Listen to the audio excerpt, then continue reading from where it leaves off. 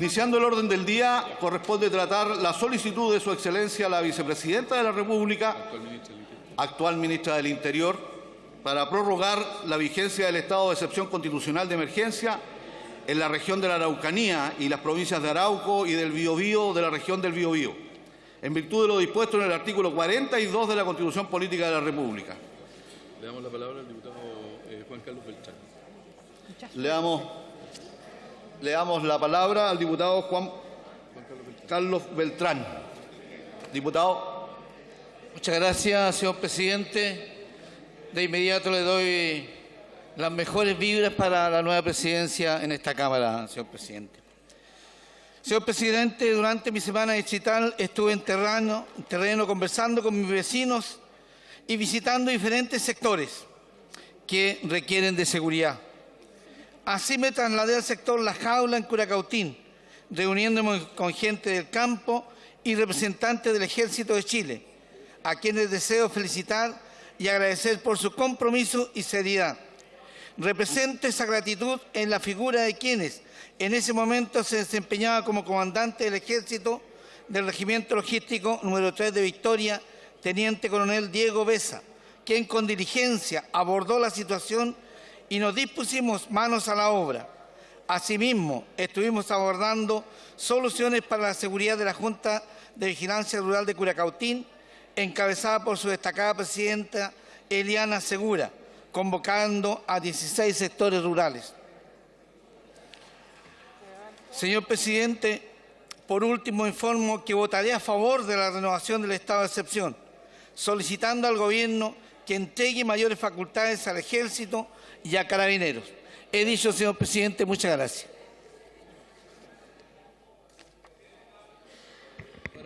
Gracias, diputado. Le otorgo la palabra. Perdón, punto de reglamento. Diputado Araya. Muchas gracias, presidenta. Una moción de orden, una sugerencia. Como en otras oportunidades, si mejor primero nos expone la ministra del Interior y después, en el fondo, le hace las preguntas, porque si no va a ser de escuchar las mismas, normalmente, intervenciones de siempre. Si la ministra no lo quiere así, está bien, pero mi sugerencia nomás.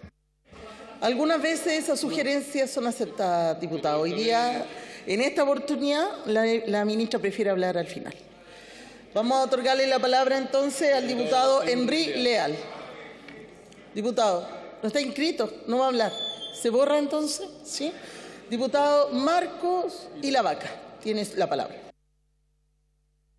Muchas gracias, presidenta.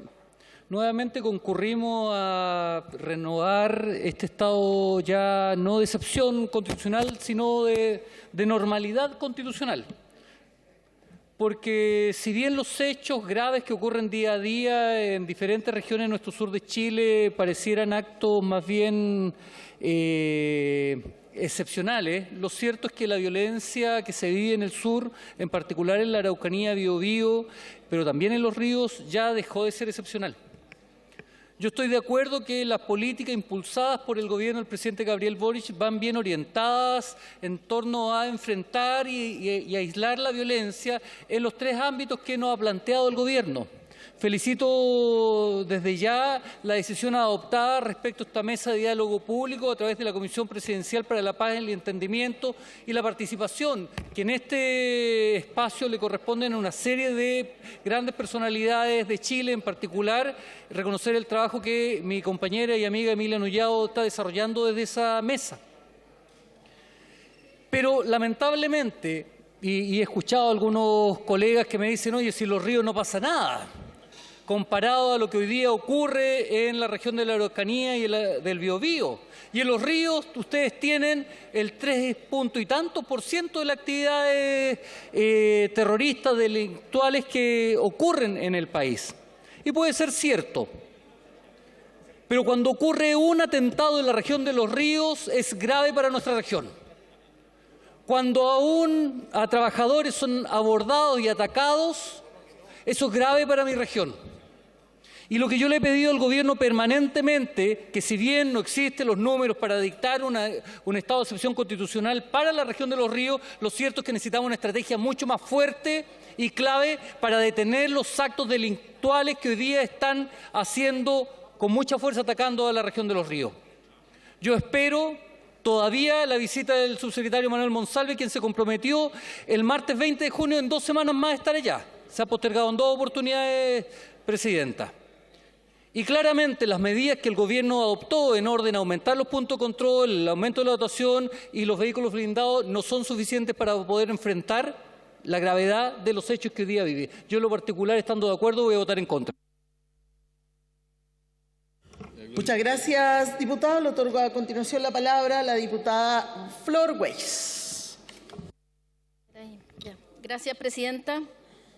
Bueno, estamos nuevamente renovando con esta solicitud de renovación del estado de excepción que, como lo ha dicho mi colega Ilavaca, ya se transformó en un estado de normalidad, que lo hemos repetido reiteradamente, pero es la herramienta o la única herramienta que existe hoy día para combatir el crimen organizado, violencia y terrorismo en toda la macrozona sur y particularmente en el distrito que represento, provincia de Arauco, donde se han agudizado estos hechos y que precisamente a contar de marzo de este año hubo un recrudecimiento de ellos.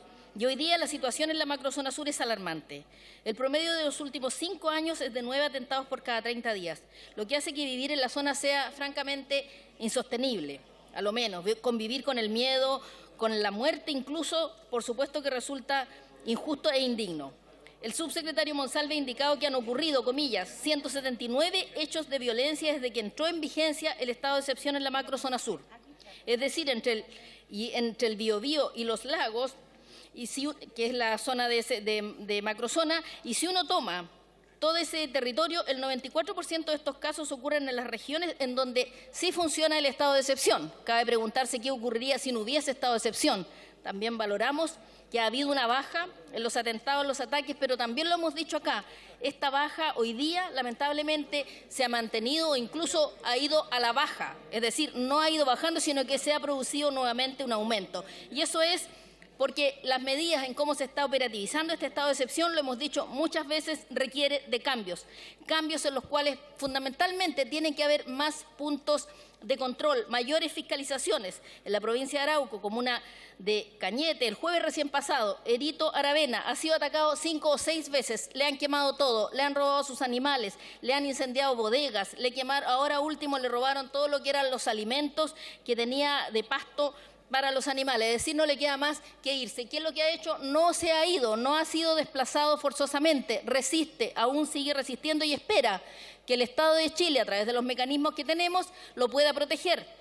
Es decir, un estado de excepción que a ese lugar no llega, no hay controles, no hay fiscalización, por lo tanto no hay amedrentamiento ni ningún temor para quienes están cometiendo estos actos. Entonces reitero acá, por su intermedio, Presidente, la señora ministra, que pueda disponer de controles en las rutas, en todas las rutas, no solo en las principales, en las rutas interiores, en todo lo que es en la comuna de Cañete, de Contulmo y de Tirúa, en donde han ocurrido los últimos ataques que han sido reiterados porque ahí no está el control policial.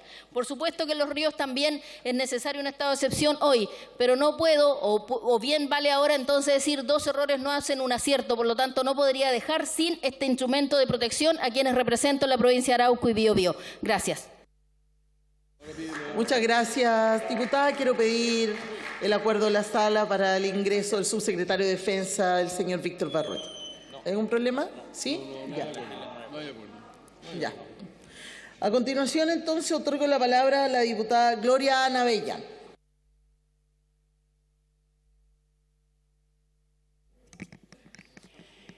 Gracias, Presidenta. ¿Cómo está, ministra Toa? Por su intermedio, Presidenta. Tengo un par de cosas que decirle, ministra, como cada vez que estamos acá para renovar el estado de excepción. Fíjese, ministra, por su intermedio, Presidenta, que ayer en la mañana, en pleno Collipulli, raptaron un bus con trabajadores forestales, llevaron el bus al puente que está debajo del viaducto de Mayeco y quemaron el bus. Entonces, resulta que usted hace un tiempo atrás, ministra, por su intermedio, Presidenta, se negó a otorgar los permisos para que se construyera un cuartel de la PDI en Collipulli, aduciendo de que los delitos no eran de la gravedad necesaria como para que efectivamente ahí hubiera un cuartel de la PDI, cosa que me llama profundamente la atención porque ya llevamos varios atentados que están originados en el centro de la comuna de Collipulli.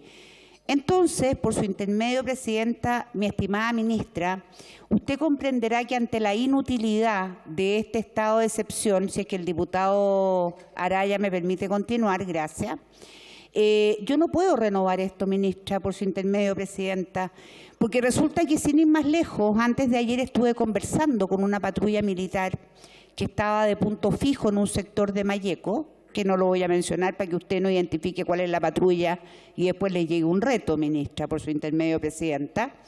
Y me dijeron que efectivamente ellos no tenían ninguna posibilidad de fiscalizar a no ser que hubiera un carabinero, que es el reclamo que yo siempre hago. Y resulta que les habían avisado que venía un vehículo siendo conducido por alguien en estado de ebriedad. Y Carabineros no llegó, por lo tanto ellos no pudieron fiscalizar. Un tema tan simple como eso, para qué decir un atentado o algo más grave, tampoco van a poder actuar.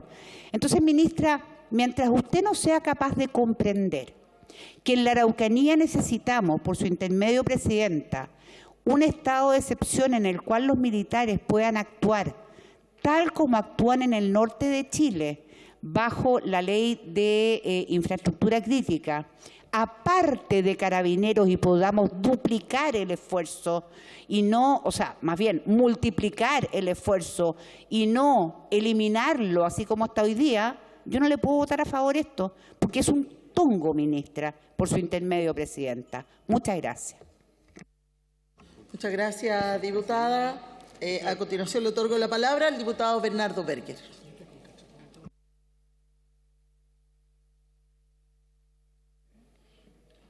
Muchas gracias, estimada Presidenta.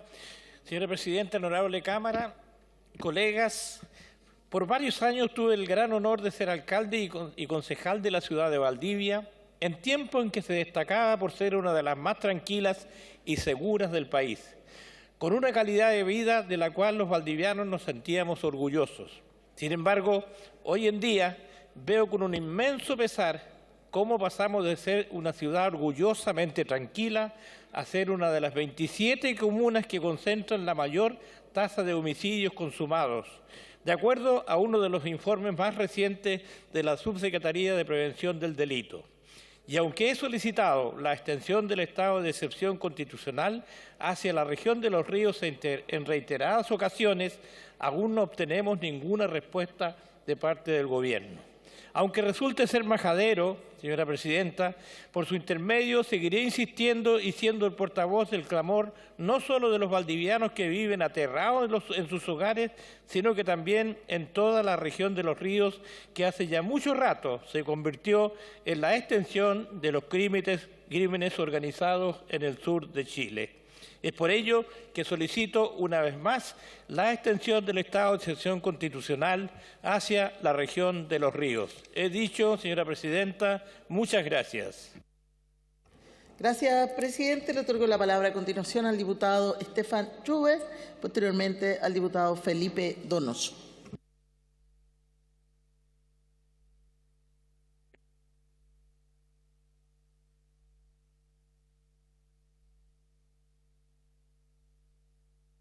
Ahí sí. Muchas gracias, señora Presidenta. Saludos por su intermedio a la señora Ministra. Buenas tardes. El sábado 22 de julio, recién pasado en el diario Las Noticias de Malleco, la ministra del Interior, la señora Toa, dijo que el Gobierno se niega a declarar un estado de sitio en la denominada macrozona sur. Las razones de la ministra dejan entrever un desdén hacia las víctimas de la violencia en el sur, pues a su juicio, dijo, comillas, el estado de sitio se declara en condiciones de guerra. Para eso es el estado de sitio. Y esa no es la situación que tenemos en la macrozona sur. Según la ministra, la condición que tenemos en Chile es que hay grupos que ejercen acciones armadas y que generan daño y temor en la población y tenemos que actuar contra ellas. También dijo, el estado de sitio no nos da ninguna herramienta adicional de las que requerimos y que en más de un año nos han permitido actuar a través del estado de excepción. Las declaraciones de la ministra Toá dejan muchas preguntas sobre la mesa, toda vez que están llenas de imprecisiones preocupantes a las que refiere el actuar del gobierno respecto al terrorismo desatado que vivimos en la zona sur. Es preocupante que la ministra descarte la aplicación de un estado de sitio sin ponderar su necesidad o antecedentes. Llama la atención que se hable con liviandad del terror que infunde en la población las acciones de los grupos armados que noche tras noche atacan impunemente a nuestros compatriotas, pero nada se dice de la intencionalidad política de aquellos grupos. La ambigüedad del gobierno es brutal, tanto así que se ha convertido en una desidia e indolencia. Ya nos acostumbramos, ya no duele tanto, son portadas de cada mañana. Desidia porque no quiere hacer más que simplemente aplicar una receta ya conocida. E indolencia porque no se ponen en los zapatos de los miles de chilenos que sufren día tras día las inclemencias de ataques que no solo amenazan los bienes, sino que sus vidas. Vivimos en el temor y en el terror. Pero eso, tranquilos, ocurre en un lugar muy, muy lejano. Un gobierno que se jacta del respeto a la democracia y a los derechos humanos tiene el deber de escuchar a una región completa, y más de una región, que sufre una crisis centenaria que afecta precisamente a esos estandartes que el gobierno dice defender, porque los terroristas socavan la democracia, imponiendo la ley, pero la ley del más fuerte, vulnerándose no solo el derecho humano de la libertad religiosa, como ya hemos dicho varias veces, sino que también el derecho a la vida y, por supuesto, el derecho a vivir en paz. He dicho, muchas gracias. Gracias, diputado. A continuación le doy la palabra al diputado Felipe Donoso, posteriormente al diputado Miguel Ángel Becker.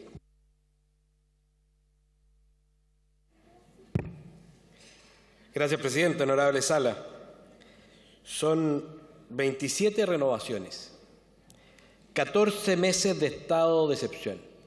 Sin duda, este es el gobierno que ha tenido un mayor periodo de gobierno bajo estado de excepción a gran parte de Chile. Y aquí hay posiciones diversas. Unos piden un estado de excepción más riguroso. La verdad que al principio me hubiese gustado, quizá hubiese aportado. Pero después de 14 meses y 27 renovaciones, uno no espera un estado de excepción más riguroso. Uno espera que el gobierno haga los cambios necesarios para terminar con un estado de excepción. Pero cuando no hay un ánimo real de combatir este terrorismo, cuando no hay un ánimo real de terminar con los estados de excepción, difícilmente vemos, por su intermedio, presidente, una ministra del Interior incentivando que avancen las leyes que van a terminar con los estados de excepción. Vemos una ley de usurpaciones que el gobierno ha sido más un dique que un motor de avance. Vemos una agenda de delincuencia que no ha avanzado lo que nos gustaría. Vemos un gobierno que deja a la delincuencia estar ahí y se mantiene silente. Y ese silencio le cuesta la vida, el trabajo a muchos chilenos en la Araucanía. Son personas que quieren vivir y trabajar en paz. Son personas que quieren ir a su escuela tranquilos.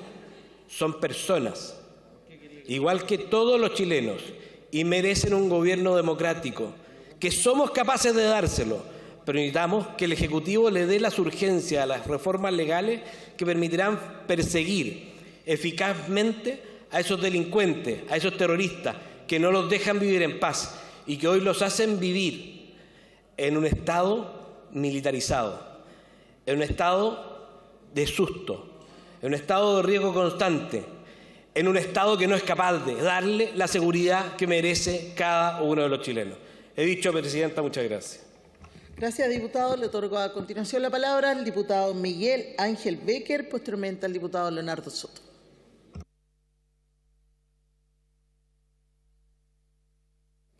Muchas gracias, presidente. Saludar a nuestra ministra del Interior.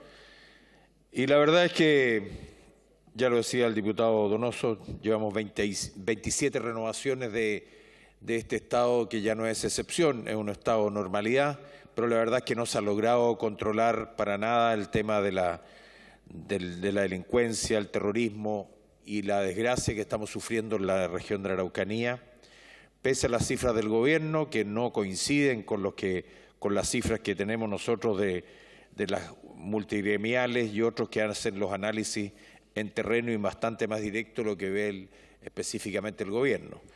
Por otro lado, nos encontramos con un presidente de la República que durante 10 días va pregonando el odio a nivel mundial y resulta que mientras tanto acá nos ingresan a robar computadores con cajas de fondo que realmente parece irrisorio al menos. Por eso que yo creo francamente que debemos tomar las medidas que corresponden para poder controlar esta situación.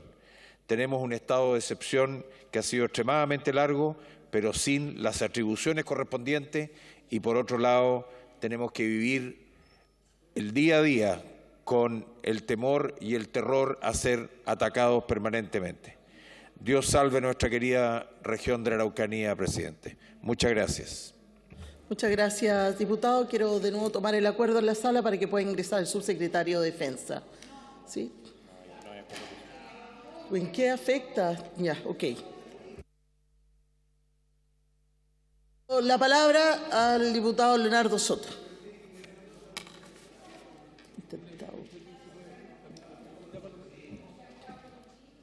Muchas gracias, presidenta. Bueno, la 27ª vez que tenemos que pronunciarnos sobre la prórroga del estado de excepción constitucional en la macrozona sur, que es la respuesta del Estado de Chile para poder controlar la violencia rural que afecta a esa zona no este año, sino que hace siglos incluso. Y muchos se han quejado por la cantidad de veces que tenemos que pronunciarnos sobre esto, que es cada 15 días. Pero hace unos meses atrás tuvimos la oportunidad de votar que evaluáramos este estado de excepción cada 90 días o cada 60 días y votaron en contra algunos.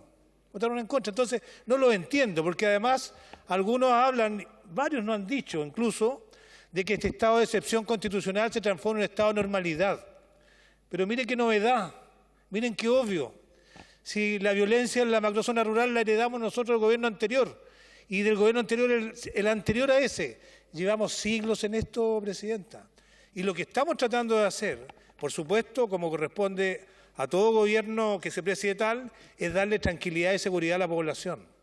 Entonces, si vamos a evaluar la prórroga del estado de excepción, no nos evaluemos con varas que no existen, evaluemos cómo se ha mejorado o empeorado la situación de violencia. Y evidentemente los mayores episodios de violencia rural ocurrieron en el año 2021, en tiempo de Sebastián Piñera. A esta fecha llevaban casi 600 episodios de violencia, hoy día llevamos mucho menos, varios cientos menos, y hay un conjunto de estadísticas que nos entregó la policía y las Fuerzas Armadas, que son los que buscan controlar esto, y yo creo que hay que respaldarlos porque la gente no entendería que pararan sus cuarteles y se fueran. Pero yo quiero resaltar la novedad de que se formó finalmente la Comisión Presidencial para la Paz y el Entendimiento. Aquí no se está atacando el síntoma de la violencia o atacando a los que deciden este camino. Se está buscando resolver el problema de fondo, presidenta. El problema que tiene que ver con las demandas de las tierras del pueblo mapuche, tiene que ver con los diálogos de todos los actores, tiene que ver también con las reformas y decisiones que tenemos que tomar para resolver el problema de fondo, para que no necesitemos más estado de excepción. Así que yo creo que hay que apoyarlo con toda la fuerza, porque la esperanza que levanta esta comisión, única en mucho tiempo, yo creo que va a tener resultados. Gracias, presidenta. Gracias, diputado. Le doy la palabra a continuación al diputado Andrés Joanet y posteriormente al diputado Johannes Kaiser. Gracias, presidenta. Lo cierto es que la discusión que teníamos de un tiempo a esta parte, si era violencia rural, terrorismo, no es que quedó superada, sino que aquí algunos se pisaron la cola, simplemente. Tenemos violencia rural y tenemos terrorismo. Ahora, si usted dice 10 veces terrorismo, no va a decir que hay 11 veces terrorismo. Hay terrorismo. El terrorismo efectivamente llegó en el gobierno del presidente Piñera en los últimos años según el índice internacional de terrorismo y en este gobierno se ha mantenido. Eso es real. Ahí están las cifras. Pero la novedad es que el gobierno ha reconocido que tenemos grupos paramilitares.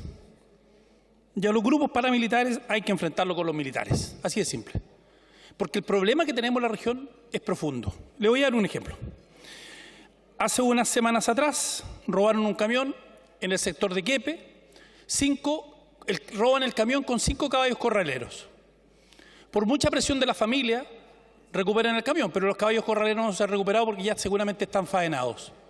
Todo el mundo sabe dónde los faenan. La pregunta, ¿por qué no se va ahí? ¿Por qué no se va a buscar a aquellos grupos que hoy día están robando animales, que están dañando, que están disparando? El fin de semana le dispararon a un bus de trabajadores, quemaron un bus de trabajadores en el sector de Bajo Mayeco. La pregunta que yo me hago es que, ¿por qué no se hace control territorial en los lugares donde efectivamente están operando estos grupos? Lo que pasa es que nosotros necesitamos más Estado. Y más Estado significa también que además nos ocupemos de los temas que tienen que ver con la Araucanía. Yo, por su intermedio, quiero decir una cosa. Yo creo que hay que ser justo. Yo creo que tenemos una ministra Interior, si me escucha la ministra Interior, por su intermedio, presidenta, que está enfrentando el tema, que no es fácil, porque además tiene doble trabajo. Por ejemplo, la ministra Interior tiene que resolver temas, por ejemplo, del Ministerio de Desarrollo Social. Por ejemplo, yo quisiera preguntar por qué el Ministerio de Desarrollo Social no le ha puesto urgencia al Ministerio de Pueblos Indígenas o al Consejo de Pueblos Indígenas. ¿Ah? Yo sé que está en la CESPRES, pero quiero decirle, estimado colega, por su intermedio, que el Ministerio de Desarrollo Social es el que tiene que ver con la CONADI, y la CONADI es la que tiene que trabajar estos temas. Y efectivamente la CESPRES tiene que coordinar eso, pero tienen que ser los ministros del área los que tienen que trabajar los temas. ¿O por qué el Plan de Buen Vivir no está en el Ministerio de Desarrollo Social? Porque está en la CESPRES. Yo le quisiera hacer algunas propuestas al gobierno, y se la he hecho en otro momento. ¿Por qué no hemos creado la Prefectura de Control de Orden Público en Tirúa? Por su intermedio a la ministra, para en definitiva descentralizar, pongamos un segundo general. Necesitamos más carabineros. Sin más carabineros vamos a seguir igual en la Araucanía, igual en todo Chile. Y para eso hay que pagarle el sueldo mínimo a los que postulan a carabineros, hay que dejar de cobrarle 260.000 pesos a los carabineros para ingresar, hay que crear nuevas instalaciones físicas. Yo quisiera plantearle al gobierno que hagamos control territorial nosotros, no que los grupos paramilitares hagan control territorial. Por ejemplo, en Bajo Mayeco, donde se quemó el bus, en Ercilla, en Coyipulli, Los Salsos, en Lumaco, en Chayén. Hagamos control territorial ahí donde nos están permanentemente atacando. ¿Por qué Carabineros no actúa ahí? ¿Por qué los militares no actúan ahí? Lo cuarto, por su intermedio a la ministra, trabajar con los alcaldes y premiar a los alcaldes que lo hacen bien. Y ahí le voy a poner un ejemplo, y la ministra lo conoce. El alcalde de Padre en las Casas, Mario González, en un sector que era bien complejo, no lo voy a mencionar para no estigmatizarlo, un sector que era muy complejo hace años atrás. Y hoy día no tenemos problemas en ese sector. ¿Por qué? Porque tenemos un alcalde que trabaja. Entonces premiemos a los alcaldes, que en definitiva están haciendo más o menos bien su trabajo en esos sectores donde eran complejos. Trabajar más con la Junta de Vigilancia Rural. Las Juntas de Vigilancia Rural son eminentemente mapuche. La Junta de Vigilancia Rural son gente que se organiza para cuidarse por el robo de los animales, por una serie de otras medidas. Trabajemos, pongámosle recursos. Se lo he dicho al subsecretario de Prevención del Delito, ha quedado hoy para allá. Yo espero que vaya pronto y que pongamos recursos. Radio, antena. Trabajar con las iglesias. La Araucanía es eminentemente cristiana. El 95% de la Araucanía es cristiana, es evangélica o católica fundamentalmente. Y por otra parte, por su intermedio, ministra, ayudar a las víctimas actuales y a las que hoy día están siendo amenazadas, y fundamentalmente a las víctimas del pueblo mapuche. Porque a esas son hoy día a las que están extorsionando, a las que le roban y pierden todo lo que tienen, su pequeño capital. Ese es el trabajo, son 7 puntos que yo le propongo al gobierno, que me encantaría que me pudiera respondernos, tal vez no hoy día, pero que avancemos por lo menos para darle más seguridad a una región que está cansada, pero por último, poner a los militares adelante y enfrentar los grupos paramilitares. Gracias, presidenta. Muchas gracias, diputado. Quiero saludar a Dagoberto Cruces, Cecilia Yáñez y sus hijos Isidora y Tomás, que hoy día nos acompañan en la tribuna. Muchas gracias. Quiero además pedir nuevamente el acuerdo para que pueda entrar el subsecretario de Defensa, perdón. No hay acuerdo. ¿No? Ya, ok. Le otorgo la palabra al diputado Johannes Kaiser, posteriormente al diputado Miguel Mellado. Muchas gracias, señora presidenta. Disculpe. Muy bienvenida, señora ministra. Hace ya más de un año, el presidente de la República en una radio en Antofagasta concedió de que en el sur de Chile había algo peor que terrorismo. Él habló de grupos armados con pretensión territorial. Eso tiene consecuencias, o debiese tener consecuencias jurídicas. Debería tener consecuencias legales y debería tener consecuencias también respecto de cómo estamos enfrentando la problemática en el sur. No solamente tenemos ladrones, narcotraficantes, tenemos también terroristas y tenemos paramilitares. Esa es la situación en la cual tiene que vivir una gran parte de la población de nuestro país que ha sido entregada al control de este tipo de grupos.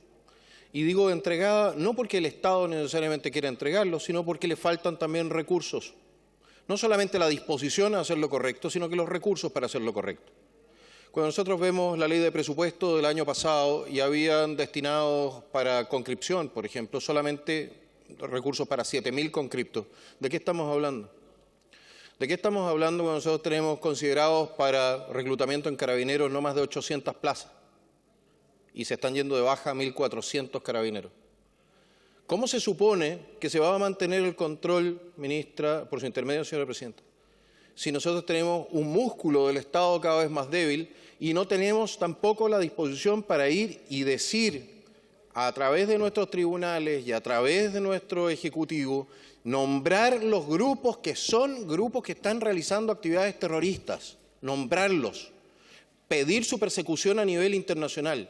Y no solamente eso, dado que esos delitos terroristas están especialmente orientados a la población civil, perseguir esos delitos como lo que son delitos que entran dentro de lo que es la legalidad del derecho humanitario, es decir, son delitos de lesa humanidad, y perseguirlos como tal, en vez de perseguirlos como delitos comunes. Señora presidenta, nosotros no vamos a salir de este problema mientras tratemos de ponerlo debajo de la alfombra, mientras tratemos de hacer como si está todo normal, porque no lo está. Y no puede ser que nosotros mantengamos la restricción de los derechos constitucionales de nuestros ciudadanos solamente porque el Estado no está disponible para hacer la pega. Gracias, diputado. Le otorgo a continuación la palabra al diputado Miguel Mellado y posteriormente al diputado Jorge Ragde. Gracias, presidenta. Presidenta, yo tengo que agradecer el trabajo del fiscal regional, porque la verdad es que ha hecho una buena pega. Ha desbaratado a los cabecillos de la CAM, algo de la UAM, y la verdad, falta que vayan contra Temucoicuy, porque los últimos atentados terroristas han sido de la RMM, y ya no le colocan apellidos, ya no los firman, solo colocan de que los presos de la cárcel de Algol vuelvan a la cárcel de Algol. Y eso implica directamente de dónde son, de dónde vienen. Pero no veo tampoco, ¿cierto?, porque estas comunicaciones ya no se dan a nivel nacional, porque la verdad es que ya no son noticias. Pero le quiero recordar que el 20 de julio los medios de comunicación informaban que 10 empresas han cerrado en lo que va del año, dejando a 500 trabajadores sin su pega. Los contratistas forestales también complicados y una tragedia en un medio millar de familias que hoy no cuentan con su sustento económico. De hecho, ellos están exigiendo que se cumpla el convenio 187 de la OIT y no el 169 como algunos dicen. A esto se suma que el miércoles secuestraron a 7 trabajadores en Ercilla, ministra, donde usted no quiso hacer el cuartel de la PDI y que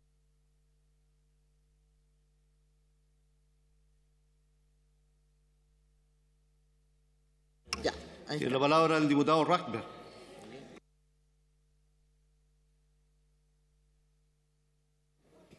Gracias, señor presidente. A ver, no es la primera vez que lo voy a señalar, pero creo que aquí, en este estado de excepción, no ha habido una evaluación permanente de las decisiones que se han ido tomando. En primer lugar, hace algunos meses atrás nos invitaron a una entrega de vehículos blindados a Pailahueque. Ministra, ¿le han entregado un informe del comportamiento de esos vehículos? ¿Efectivamente han cumplido su función o en realidad el blindaje no cumple con la función que corresponde? Le pediría que pudiera recabar esa información porque eventualmente no cumple el 100% del blindaje para proteger a quienes van dentro de los vehículos. Por lo tanto, sería bueno que lo pudiera solicitar. Respecto a la petición que ha hecho diputados de la región de Los Ríos. Creo que el estado de excepción no está bien evaluado en el sentido de concederlo a las regiones o a las provincias. Hay comunas en las regiones que se ha concedido donde no ha habido ningún hecho de violencia y sin embargo siguen en estado de excepción. No quiero nombrarlas porque si no me van a decir, claro, lo quiere sacar de ahí. Pero a diferencia de eso, hay comunas de la región de Los Ríos que sí han tenido mucha violencia y debería considerarse ese tipo de cosas como Lanco, Payaco, La Unión, Valdivia, Panguipulli. Respecto a los puntos de control, creo que también hay que hacer una evaluación respecto a ese tema, cómo se están realizando. Deberían existir, ¿no es cierto?, puntos avanzados en comunas como Traiguén, por ejemplo, limítrofe con la comuna de Ercilla. Respecto de la situación impositiva de muchas personas que viven en esa zona y que siguen pagando sus impuestos a pesar de que no tienen en posesión sus bienes y ni siquiera los pueden trabajar. El desplazamiento forzado que ha existido y que lo ha denunciado el gobernador de la región del Biobío, también es un asunto que hay que evaluar. Y también evaluar un aspecto que, si bien es cierto, hoy día no queremos que se genere la violencia y los hechos que afectan a las personas, pero cuando eso se genera, el Estado ha tratado de ir compensando para que las personas retomen sus actividades. Eso tampoco ha estado funcionando adecuadamente, porque hay personas que son productores, pertenecientes a comunidades indígenas, comerciantes, agricultores, que hoy día no han sido compensados en el aspecto productivo para que puedan retomar su vida con relativa normalidad, si es que se le queda algún nombre, porque finalmente no se les ha entregado los recursos adecuados y ahí también hay que hacer una evaluación por cuanto muchos están quedando fuera del proceso productivo y con ello, como siempre he señalado yo como miembro de la Comisión de Agricultura de la Cámara, que se está poniendo en riesgo la seguridad alimentaria con la violencia que hoy día se ejerce y si no se corrige eso y no se compensa a nuestros productores, vamos a generar un grave problema en nuestro país. Muchas gracias, señor presidente. Dicho. Gracias, diputado. Tiene a continuación la palabra el diputado Jorge Guzmán. Muchas gracias, presidente. Felicitarlo por su nuevo cargo. Saludar a la ministra también por su intermedio. Presidente, ya se volvió tradición. Lo que era excepcional, ahora una regla sagrada que cumplimos cada 15 días. Semana por medio, venimos, votamos una renovación de estado de excepción y nos desentendemos hasta la siguiente votación para un decreto de prórroga que en definitiva lo que hace es hacer un poquito más de lo mismo. Nos quieren hacer creer que con marcar un voto se soluciona el conflicto en la macrozona sur. Mientras el presidente de la República en Europa se dedica a hablar del fin del capitalismo, mostrando una profunda desconexión del gobierno con las preocupaciones de la población. Presidente, ministra, por su intermedio, los anuncios no salvan vidas, las acciones sí. Aquí se anunció un fast track legislativo en materia de seguridad, el cual se cumplieron todos los plazos y aún no sale ni un proyecto despachado de ese fast track legislativo. Solo por tomar un proyecto, en lo que va del año, 8 reos se han escapado de las cárceles en distintos puntos del país.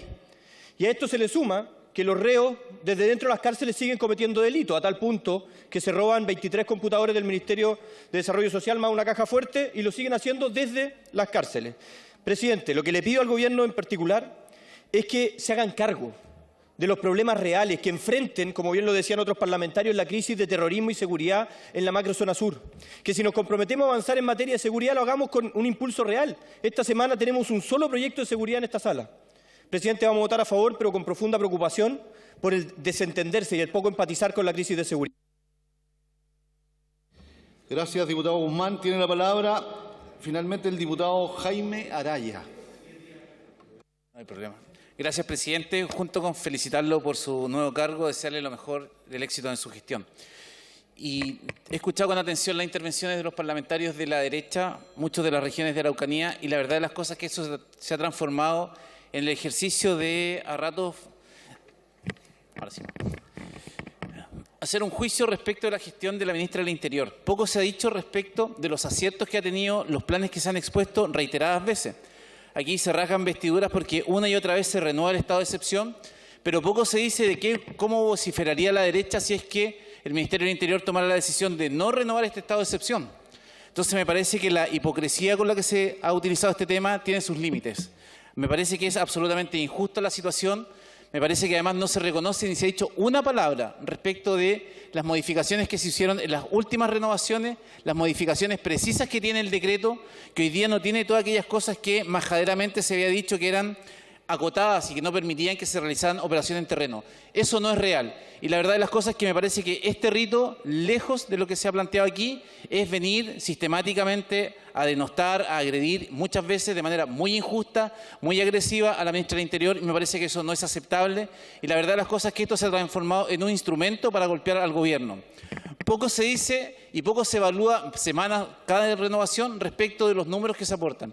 Y me parecía que era muy valiosa la metodología en que primero la ministra exponía las cifras y las mejoras que habían, que efectivamente ha habido, y yo lo he percibido así, un ambiente de ir recogiendo propuestas concretas.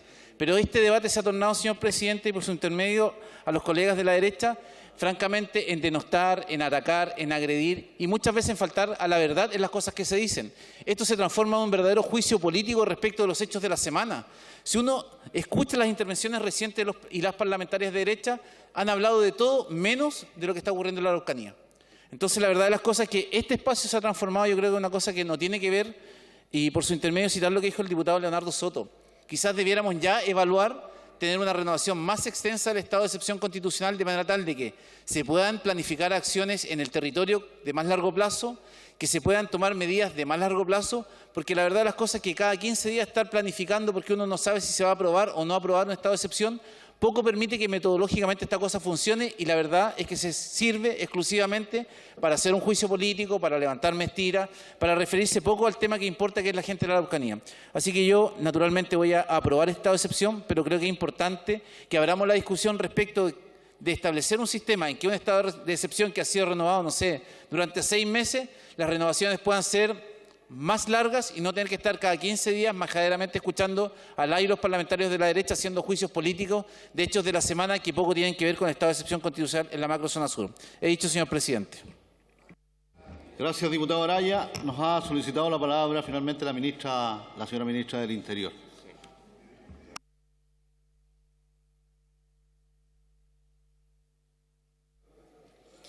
Muchas gracias, presidente. En primer lugar, me quisiera sumar a las felicitaciones que ya expresé personalmente, pero en esta oportunidad me toca hacer uso de la palabra como ejecutivo por primera vez después de la elección que acaba de tener la Cámara. Y no solo felicitar, sino que desearle suerte a la nueva mesa en esta conducción de este periodo, que, como todos los periodos en la Cámara de Diputados y Diputadas, es un periodo importante, donde en esta sala discutimos y tomamos decisiones en materias que afectan a millones de chilenos y chilenas, de personas que viven en nuestro país, y la conducción que se realiza de la testera es muy importante para que el clima de debate y la solución de las diferencias se haga de buena manera. Así es que felicidades y mucha suerte en esta gestión. Como siempre hacemos en estas renovaciones, voy a buscar dar respuesta a los principales temas que se plantearon. Lamentablemente, muchas de las consultas son consultas que se hacen cada 15 días las mismas, se responden y vuelven a aparecer 15 días después.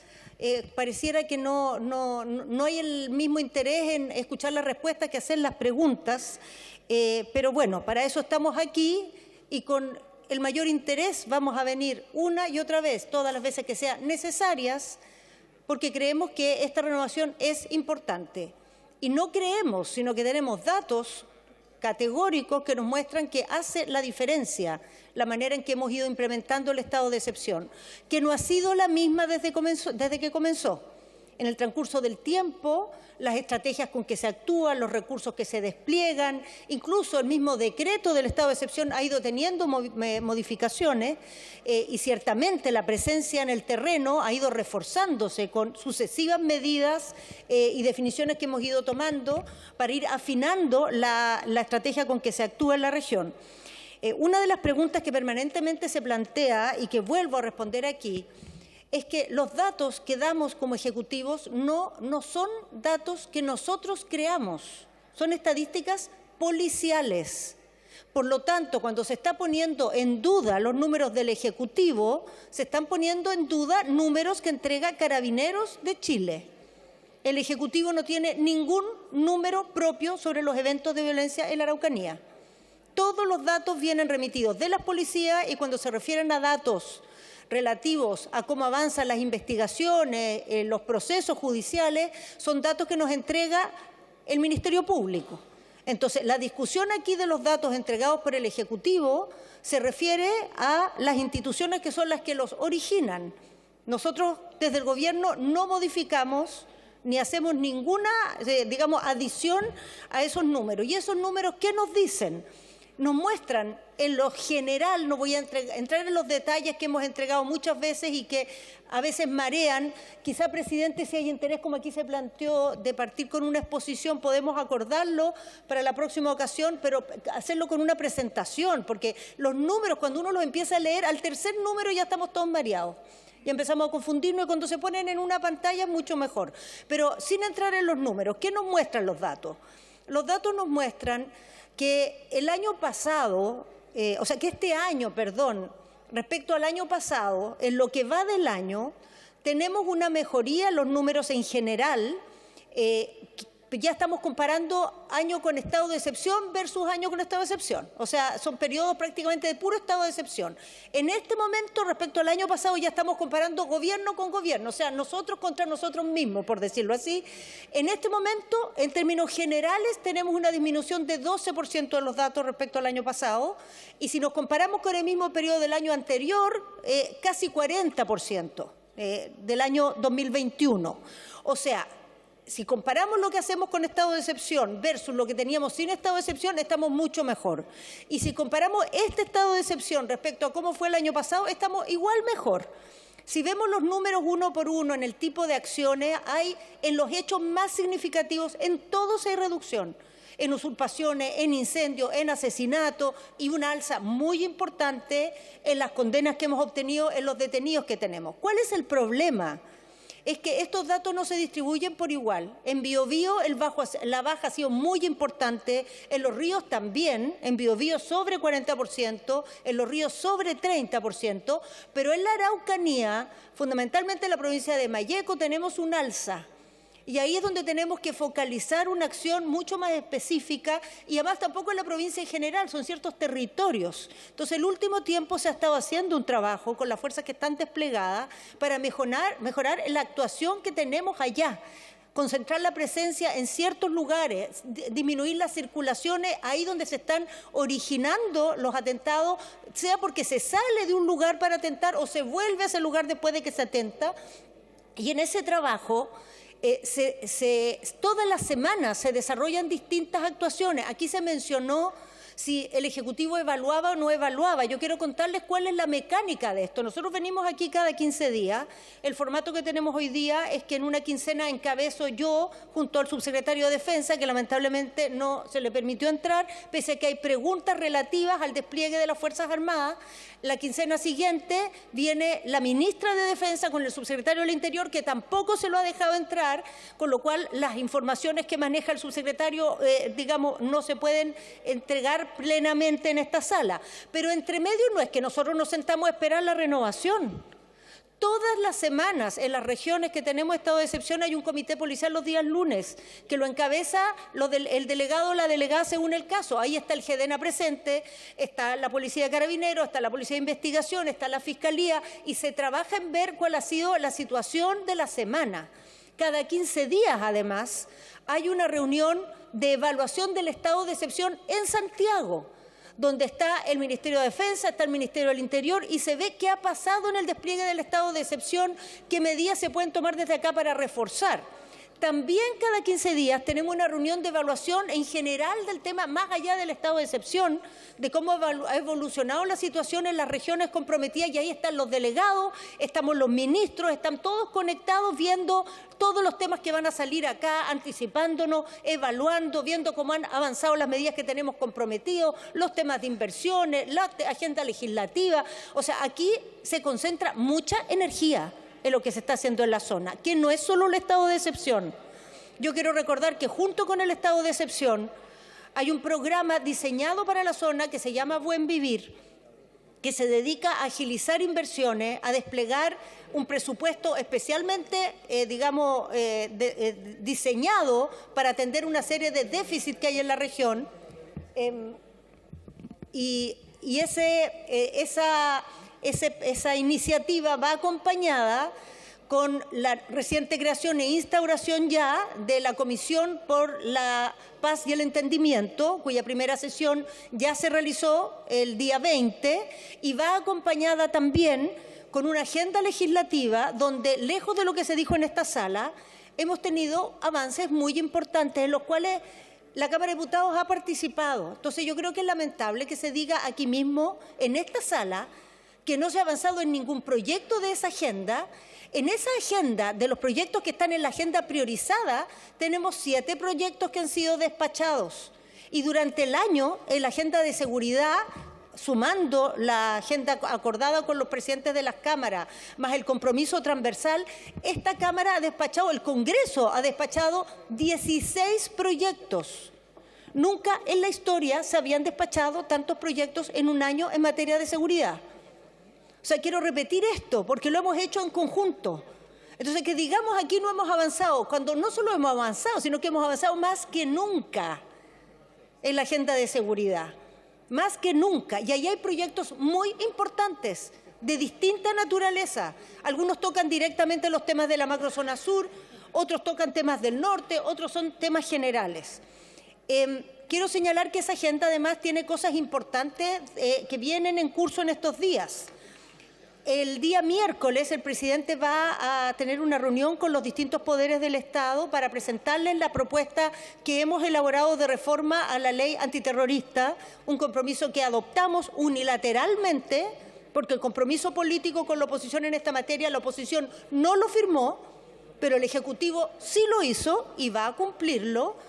Ese proyecto nos comprometimos a presentárselo primero a los poderes del Estado y también a las policías. Así se hará el día miércoles, recogeremos observaciones, inquietudes y se presentará al Congreso para su tramitación. Así también, durante el mes anterior, se tomó plenamente razón y ya está vigente el reglamento de la ley de robo de madera. Y también en la ley de usurpaciones, que es una ley que tenemos con urgencia, lejos de lo que se dijo aquí, no es que el Gobierno ha puesto cortapisas. En esto podemos tener opiniones, pero el juicio del Ejecutivo es que quienes han puesto indicaciones en materias que no había consenso han puesto cortapisas.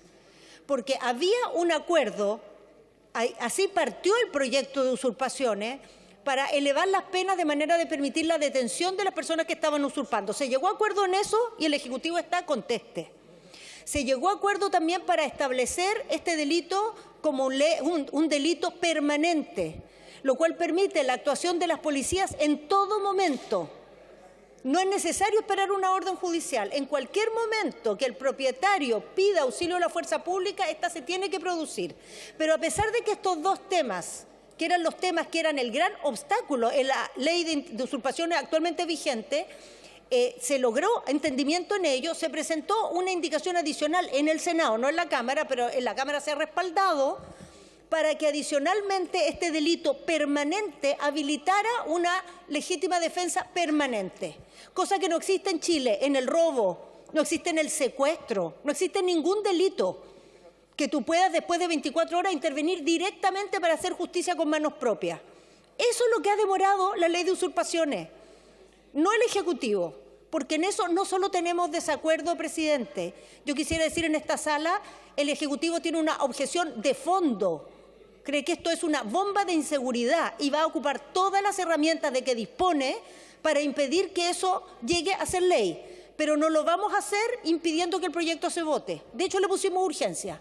Queremos que se vote, pero no vamos a dejar pasar que se establezca una modalidad de ese tipo, que va a significar que mañana las personas arman un grupo de amigos y van con palos y escopetas a reivindicar por sí solos sus propiedades, pese a que Carabineros tiene por ley aprobada en ese mismo proyecto, la obligación de actuar cada vez que el propietario se lo pida.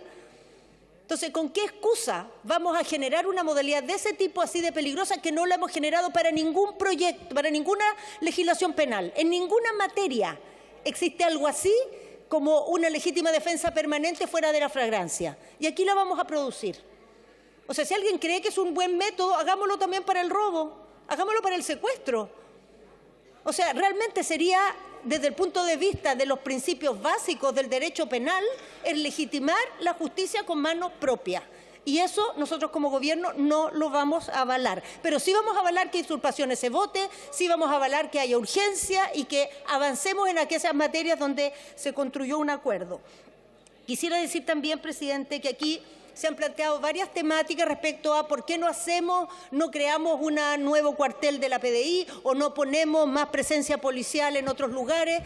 Yo quisiera señalar, presidente, y en esto no hay nada de indolencia, al revés, hay prioridad y preocupación que en ninguna región de Chile se ha puesto tanta prioridad en recursos, personal, no solo para las policías, sino para las Fuerzas Armadas, para la PDI y para la Fiscalía, como en la macrozona sur. Pero no es el único lugar de Chile donde hay necesidades de seguridad.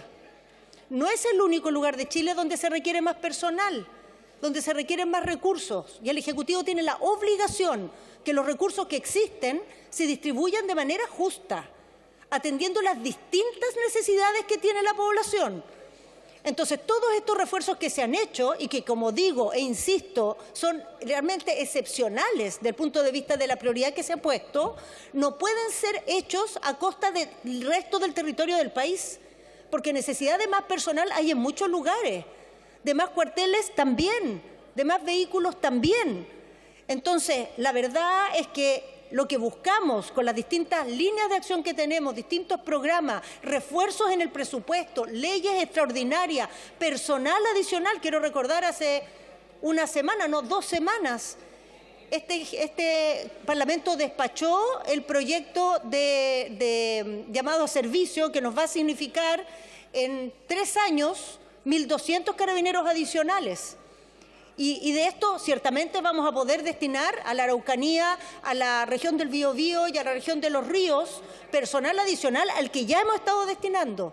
Solo en días recientes llegaron 90 carabineros adicionales a la región de los ríos. Tenemos personal adicional que hemos puesto en la Fiscalía y por eso se han logrado avances en las investigaciones. No ha sido solamente porque sí, sino porque se ha dotado de recursos. Tenemos vehículos adicionales que se han entregado, tecnología adicional y vamos a seguir haciéndolo. Pero podemos hacerlo dentro de un margen de posibilidades que no son ilimitadas. Lo que sin duda sí tenemos mucho espacio para hacer de mejor manera, y de eso nos estamos ocupando, es mejorar las coordinaciones en el territorio, lo que mencionaba el diputado Joanet. Podemos trabajar mejor con las comunidades, con las juntas de vigilancia, con los templos, con las organizaciones sociales, con el mundo empresarial, con el cual tenemos mucho contacto, pero ciertamente siempre se puede reforzar y es parte de nuestra labor. Quisiera, por último, presidente, señalar que en el viaje al sur, que se mencionó aquí, que el presidente estuvo sembrando el odio y no preocupándose de los problemas de los chilenos y las chilenas, el presidente de la República generó conversaciones, diálogos como ejecutivo y con las comitivas que nos acompañaron del mundo empresarial, con todos los países que nos reunimos, que tienen un potencial de generar inversión, empleo, crecimiento en nuestro país y desarrollar nuevas áreas productivas que tienen enorme futuro, como es el litio y el hidrógeno verde, de una manera superior a todas las expectativas que teníamos. El interés que hubo de reunirse con Chile, de tener mesas de trabajo en los temas de inversión, estuvo fuera de todo nuestro programa. El presidente no pudo atender a todos los mandatarios que le pidieron reunión. Su agenda no le permitió, porque Chile es visto con interés en el mundo. En esas reuniones el presidente no sembró odio, lo que sembró es coherencia en temas de derechos humanos, ya se la quisieran la mayoría de los países del planeta, que con el mismo énfasis que levanta la voz contra las violaciones a los derechos humanos que cometen dictaduras de derecha, la levanta también cuando esas dictaduras o esos gobiernos son de un signo contrario, o esos gobiernos son defendidos por personas que se dicen de izquierda. El estándar de derechos humanos de Chile en el mundo entero es reconocido porque es el mismo, es categórico siempre. Y si hay algo que se ha dicho de la presencia del presidente Boric afuera, es que es un ejemplo en su consistencia para defender los derechos humanos, cosa que debiera ser motivo de orgullo para todos nosotros en esta sala y sin duda como país es una de las puertas también que se nos abren, que nos dan fuerza, legitimidad, prestigio, respeto para hablar de otras materias, ciertamente las materias también que importan desde el punto de vista de traer a Chile inversiones, posibilidades de desarrollo, empleo y el desarrollo de proyectos productivos. Creo, presidente, que he respondido las principales preguntas que se plantearon y ojalá la próxima sesión, si hay interés en la sala, la podamos partir con una presentación para mirar en profundidad más datos. A mí me toca en 2 quincenas más, pero podemos hacer la primera versión cuando esté aquí la ministra de Defensa. Muchas gracias. Gracias, ministra. Damos entonces por cerrado el debate en esta materia. Y en segundo lugar, corresponde continuar con el debate del proyecto de ley originado en moción que modifica la ley 21.091 para prohibir que la rendición de evaluaciones y la entrega de títulos sea condicionada al pago de deudas arancelarias contraídas con las instituciones de educación superior, correspondiente al boletín número 15.831-04. Para la discusión de este proyecto se otorgarán 3 minutos a cada diputada y diputado que se inscriba para hacer uso de la palabra. Comenzamos entonces con el diputado Benavente, tiene la palabra. Ya, ok. Entonces, el diputado Leal. El diputado Leal. No, entonces, el diputado Manucheri. El diputado Manucheri. Tiene la palabra, diputado. No, la diputada Mónica Arce. Diputada Mónica Arce. Tampoco está. ¿Ah? ¿No?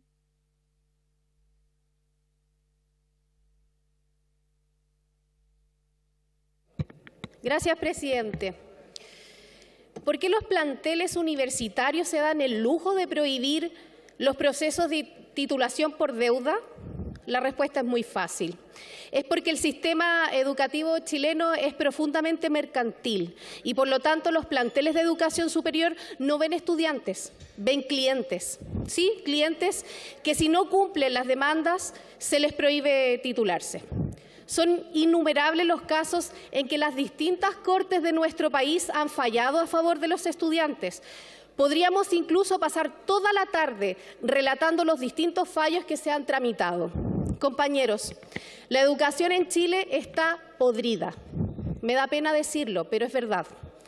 Está profundamente podrida y no es solo responsabilidad de este gobierno, sino que de todos los anteriores, porque han priorizado los intereses de los más poderosos por sobre los de la ciudadanía.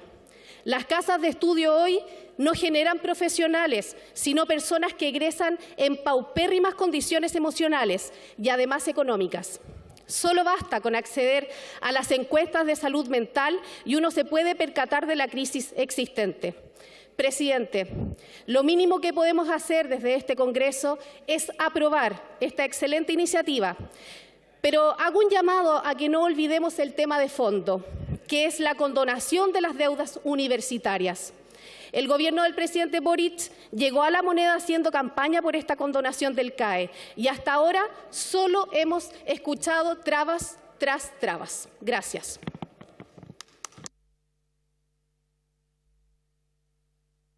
Tiene la palabra el diputado Benavente.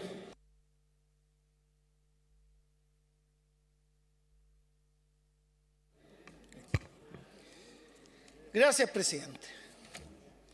La verdad, presidente, que este proyecto, a mi juicio, tiene un temor totalmente infundado.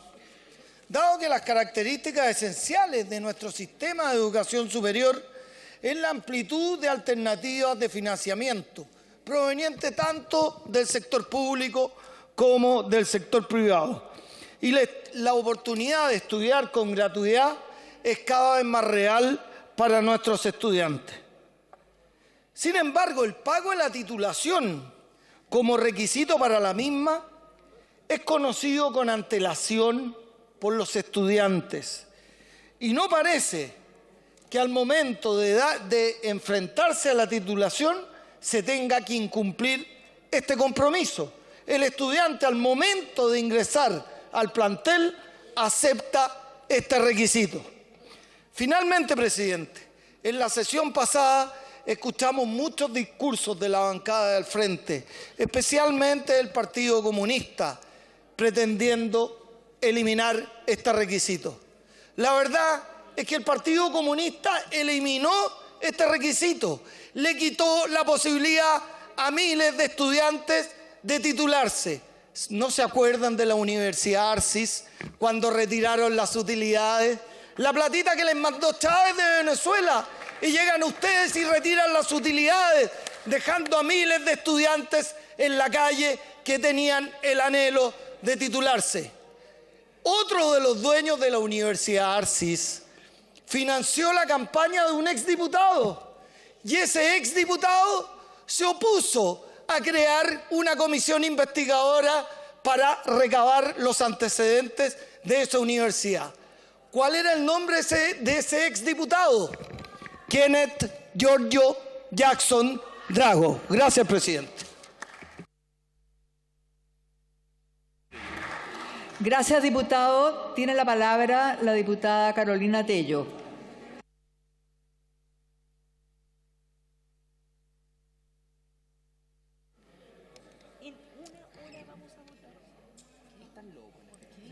Muchas gracias, presidenta. Saludarla y felicitarla, por supuesto, por su elección el día de hoy. Nos embarga la felicidad y la tranquilidad por este nombramiento.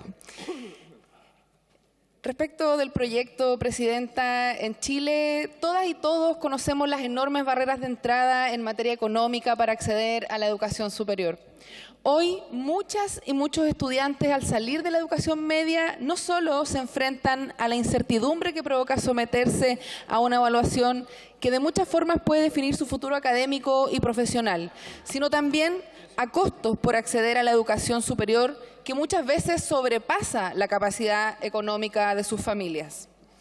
Además, hablamos de un sistema educacional en el cual muchas veces las y los jóvenes durante el proceso académico deben acarrear además una carga arancelaria permanente que además se incrementa en los procesos de titulación, exámenes de grado, entre otros. Frente a lo cual, presidenta, la disyuntiva es simple. Si no puedes pagar, no te puedes titular. También hemos conocido muchos casos de quienes arrastran alguna deuda arancelaria y se enfrentan a la imposibilidad de tomar asignaturas para finalizar sus procesos, a pesar de encontrarse matriculados, matriculadas y viendo esta dinámica que finalmente resulta incomprensible. Prima el criterio económico por sobre el criterio académico, las habilidades y los talentos de las y los estudiantes. Es por eso que valoramos enormemente este proyecto de ley, el cual prohíbe la rendición de evaluaciones y la entrega de títulos estén condicionadas al pago de estos aranceles que mencioné.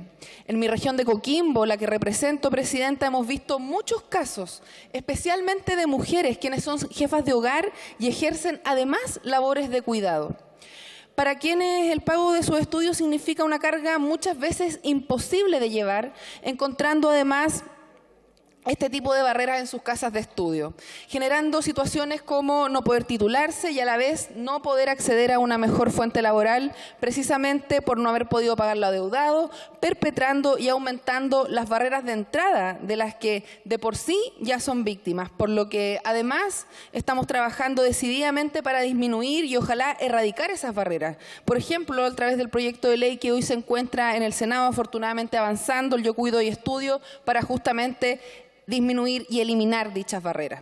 Espero aprobemos, presidenta, de manera transversal este proyecto y que demos un paso más para dejar atrás esta serie de barreras que nuestras y nuestros jóvenes encuentran hoy en el camino de acceder y completar su educación superior. He dicho, muchas gracias, presidenta. Gracias, diputada. Tiene la palabra la diputada Mercedes Bulnes. Muchas gracias, presidenta. Esta ley que busca impedir un chantaje inaceptable es verdaderamente importante para muchos y muchas estudiantes en nuestro país. Condicionar la rendición de evaluaciones académicas y la entrega de títulos, diplomas y certificaciones al pago de deudas arancelarias o de otro tipo es una forma de chantaje. Impedirlo es un deber ético y jurídico, porque aún más allá de lo que dispone la Ley 21.091 y aún en los casos en que esta no se aplica por razones de tiempo, los tribunales de justicia en forma unánime, coherente y sistemática han resuelto que esta negativa vulnera garantías de igualdad ante la ley en relación al derecho a la educación y han sancionado el hecho que las instituciones de educación superior hayan nuevamente, repito la palabra dura, hayan chantajeado a sus estudiantes estudiantes con no otorgar título profesional en circunstancias que tienen sus estudios completos aprobados, más aún cuando estas universidades tienen acciones de cobro y cuentan con otras vías legales si desean hacer efectivas estas deudas. Dicha situación es inaceptable, deforma el proceso educativo y es evidencia de la mercantilización de los derechos sociales en todos los ámbitos de la vida en nuestro país. En este sentido, la presente moción busca seguir avanzando en la dirección trazada por el país, la de convertirse en un Estado social y democrático de derechos, cuestión absolutamente fundamental, en que lo económico esté separado de lo académico, en que las condiciones sociales y financieras de una persona no sean una limitación para su desarrollo profesional, en que el valor de una persona sea definido por su esfuerzo y no por su procedencia. Esa es nuestra meta y este proyecto, que esperamos sea aprobado por esta Cámara, contribuye, aunque de manera acotada, a su concreción. He dicho, Presidenta. Gracias, diputada. Tiene la palabra el diputado Gonzalo de la Carrera. Muchas gracias, Presidenta. Y le digo Presidenta porque creo en la democracia, pero estoy profundamente afectado porque usted haya llegado a la testera. Se lo digo con toda sinceridad. Pero es Presidenta, fue electa democráticamente y tengo que respetarlo. Este proyecto en cuestión, Presidenta, es un proyecto que es muy en la línea del Partido Comunista. Consumir sin pagar se llama este proyecto. Y al consumir sin pagar se afectan los derechos de otros que podían en la generación siguiente endeudarse o estudiar en las universidades con universidad de calidad y poder repetir el ciclo. Pero ustedes lo cortan, como lo cortaron en la Universidad Arcis, donde se repartieron la plata que les dio Chávez y se la llevaron para la casa. Y ahí sí que los derechos de los estudiantes para ustedes se les olvidaron. Ahí no contaban los derechos de los estudiantes. Pero yo, que estudié con crédito fiscal y crédito universitario y lo pagué, estoy orgulloso de haber contribuido a que otra persona después de mí pueda haber estudiado en la universidad. Pero ustedes quieren generar un incentivo de que los estudiantes puedan en tercer año y cuarto año dejar de pagar la universidad sabiendo que no tiene consecuencia alguna. Eso es lo que ustedes quieren. Esa es la típica quitada de patines, nivelar para abajo y destruir instituciones. No les bastó con destruir el Liceo Instituto Nacional, con los liceos bicentenarios, no les ha bastado con destruir la educación pública, que era la educación pública que generaba movilidad social, que permitía a los alumnos ingresar a la universidad y hasta ser presidentes de Chile. No les basta. Ahora quieren destruir todo lo que sea educación. Y así estamos. Estamos con un partido comunista en la testera, una presidenta, vicepresidenta hoy día, que el año 72 llamó con un decreto a expropiar, o sea, a acabar con el derecho de propiedad. Y por eso es que respecto a este proyecto de ley, yo quiero hacer una reserva de constitucionalidad por afectación del artículo 19, número 24 de la Constitución Política de la República, referido al derecho de propiedad y los artículos 6 y 7 de la misma norma. Muchas gracias, Presidenta. Gracias, diputado. Diputado Matías Ramírez, punto de reglamento. Gracias, Presidenta. Artículo 90, número 2 y 5. Creo que el diputado que acaba de emitir su opinión, primero se ha alejado de la cuestión en debate, no ha hecho expresión alguna respecto al proyecto. Y segundo, le ha faltado el respeto, en este caso, a la testera de la Cámara. Entonces, en ese sentido, creo que corresponde, al menos, el llamado al orden. Entiendo que pueda sufrir con la democracia el diputado del Frente, pero la realidad es que la testera recién asumida merece todo el respeto de cada uno de los parlamentarios y parlamentarias. En ese sentido, solicito se le haga el llamado al orden respectivo. Muchas gracias, Presidente. Gracias, diputado. La Secretaría de la... Sí. La mesa va a revisar la versión, señor diputado. ¿A continuación el diputado Monochelli? Ahora tiene la palabra la diputada Gloria Navellán.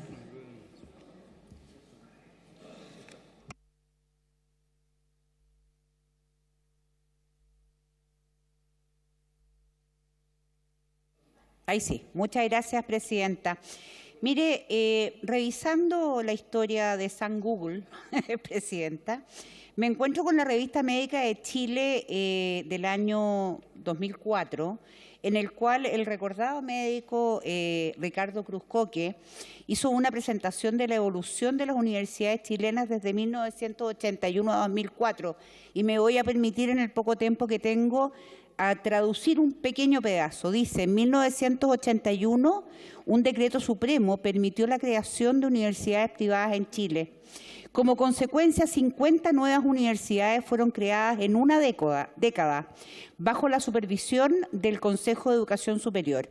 Este papel que estoy leyendo, este escrito, analiza la evolución de este proceso de expansión, que resultó en la admisión de 370.000 estudiantes a 60 universidades a lo largo del país, solamente en el año 2004. No voy a seguir leyéndolo porque creo que con eso hago el punto. Y el punto es el siguiente. Este proceso que tanto critica la vereda del Frente respecto de las universidades privadas, del pago por la educación, etcétera, es lo que ha permitido que en Chile la gran mayoría de las personas que no tenían acceso a la universidad lo tengan, que ha permitido que probablemente muchos de los que están sentados en esta sala hayan estudiado, porque el estudio es algo a lo que uno tiene acceso, pero por el cual hay que pagar. Porque no es gratis, a los profesores hay que pagarle, las universidades tienen que pagarle a sus empleados, la mantención, etcétera. Y ustedes comprenderán que cada persona que estudia en una universidad, si no paga lo que está estudiando, el valor de su carrera, no solo no permite que la universidad funcione para el fin que está creada, sino que además, tal como decía mi colega de la carrera, tampoco permite que otros estudiantes puedan tener acceso a la educación superior. Yo recuerdo cuando yo postulé a la universidad hace muchísimos años atrás, el año 1979, las alternativas eran súper acotadas, por lo tanto muy pocos quedaban en la universidad. Después del año 1981, en que el gobierno militar hizo esta fundamental reforma, todos los que están en esta sala, menores que yo, tuvieron acceso a la universidad, y vaya si son hartos. Por lo tanto, no destruyamos lo que ha permitido que muchos de ustedes lleguen a tener un título. Muchas gracias, presidenta. Gracias, diputada. Diputado Daniel Manucheri, tiene la palabra, por favor.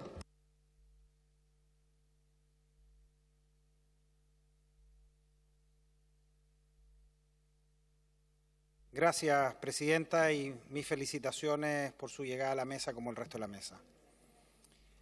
Chantaje. Eso es lo que hacen los planteles educacionales con nuestros estudiantes. Son miles de estudiantes que no han podido titularse por tener deudas y que han tenido incluso que dejar sus carreras por este motivo. En nuestro país tenemos una crisis educacional. Hemos generado una educación de castas. La educación en nuestro país se sigue comprando como quien compra un televisor en el retail. Hay que decirlo con todas sus letras. Lo que hacen los planteles educacionales al negarle el derecho a dar exámenes o a su titulación es inmoral. ¿Cómo quieren que los estudiantes paguen sus deudas si no pueden seguir estudiando ni pueden acceder a su título profesional? Por eso este proyecto es bueno, porque pone por delante el interés de los estudiantes por sobre el interés del negocio. Por los estudiantes de este país voy a votar a favor. Gracias, presidenta. Muchas gracias, diputado. Diputado Johannes Kaiser, tiene la palabra, por favor.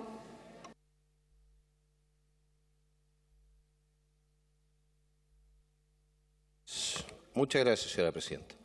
¿Qué es lo que sucede con este proyecto de ley? Este proyecto de ley va más allá de lo que nos están diciendo, señora presidenta. Este proyecto de ley no está hablando solamente de los títulos, está hablando de otro tipo de exámenes también. Eso significa que, aunque no se hayan pagado aranceles, no se hayan pagado digámoslo así, el derecho a estar en una universidad, uno va a poder dar los exámenes a fin de semestre. Uno no está entonces condicionado a cumplir con su parte del contrato para recibir el servicio que la universidad ofrece. Y de la mano de eso, y apenas se haga conocida esta norma, habría que ser el rey de los giles para pagar. De la mano de esto muere también automáticamente la educación privada, damas y caballeros, la educación superior privada.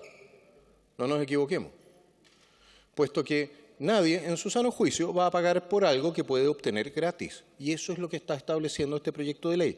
Repito, esto no va por el título. No tiene que ver con el título, tiene que ver en general con exámenes que vayan a rendir los alumnos. Y en ese sentido, damas y caballeros, esta norma no ayuda. Lo que va a hacer desplomarse el sistema privado de educación superior, puesto que no va a haber ningún incentivo ni necesidad de pagar para recibir su servicio. Señora Presidenta, yo entiendo que existe este eslogan de la izquierda, todo gratis y de calidad. Pero normalmente en los países donde ellos pueden ofrecer todo gratis de calidad, no hay nada y no hay calidad. Esa es la norma en todos los países que gobiernan bajo el principio de gratis y de calidad. No hay nada. Y de la mano de esta norma al final vamos a terminar sin nada. Vamos a terminar como en el año 70, con un par de universidades estatales subfinanciadas para aquellos hijos de las mejores familias, aquellos que reciben todavía educación semidecente, saben leer y escribir, a diferencia de la educación pública, y el resto que se las arregle. Porque esa es la consecuencia, aunque ustedes no la quieran, de este proyecto de ley. Va a desfinanciar a las universidades y también a las estatales, damas y caballeros. Si usted a la gente le da derecho a recibir el premio, es decir, el examen, la nota y después el título, estamos hablando de todo el ciclo universitario, sin pagar, entonces no va a pagar. Esto no es nada más que la concreción de la promesa de educación superior gratis y de calidad, y va a terminar arruinando la educación superior. Nos va a dejar sin educación superior privada y posteriormente con una masa de jóvenes frustrados por no poder acceder a ella. Gracias, señora Presidenta. Muchas gracias, señor diputado. Tiene la palabra la diputada Elia Molina.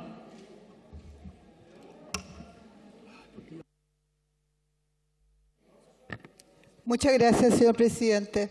Bueno, y felicitar a nuestra querida diputada Carmen Hertz por estar ahí en la testera. Me siento muy orgullosa de que hayan dos mujeres en la primera y segunda vicepresidencia. Estoy muy contenta por eso.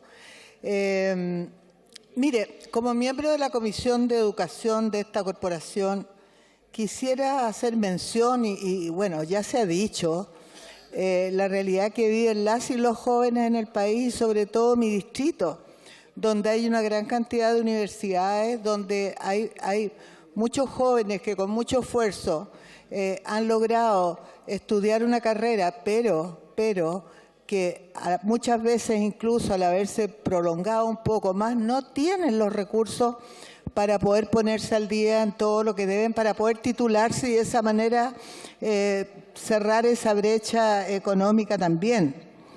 Entonces no podemos aceptar este tipo de situaciones, señor presidente. No podemos permitir que miles de jóvenes no puedan acreditar sus estudios por no pago.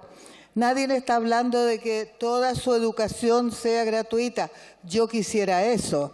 Yo soy absolutamente partidaria de que el máximo de la educación superior, como es en Europa, como es en muchos países desarrollados, la educación superior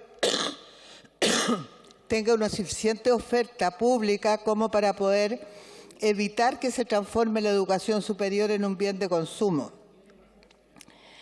Es no reconocer sus años de esfuerzo personal y familiar, y que hasta ahora hemos permitido que los años de estudio sea una simple transacción monetaria y no un reconocimiento al esfuerzo para obtener conocimientos, para aportar al país y mejorar su vida. Contamos con jóvenes que mantienen deudas educativas con poca o nula capacidad de pagarlas. Estamos hipotecando su futuro. Estamos perpetuando las desigualdades por no garantizar su derecho a la educación y no permitirnos que puedan mejorar su bienestar social y económico. Negarles la posibilidad de trabajar en la profesión que estudiaron por no pagar esas deudas educativas que lo privan de poder sacar su título. Señor presidente, votaré a favor. No puedo votar porque estoy pareada, pero llamo a votar a esta sala porque necesitamos garantizar un mínimo de dignidad y derecho para cualquier persona que termine sus estudios pueda obtener su título sin discriminación y apostando a su futuro sin cortarle las alas para desarrollar su profesión, sus oficios, sus habilidades y técnicas aprendidas. Porque como dice Paulo Freire, un gran educador. Tiempo. Muchas gracias, diputada. Tiene la palabra la diputada María Candelaria Acevedo.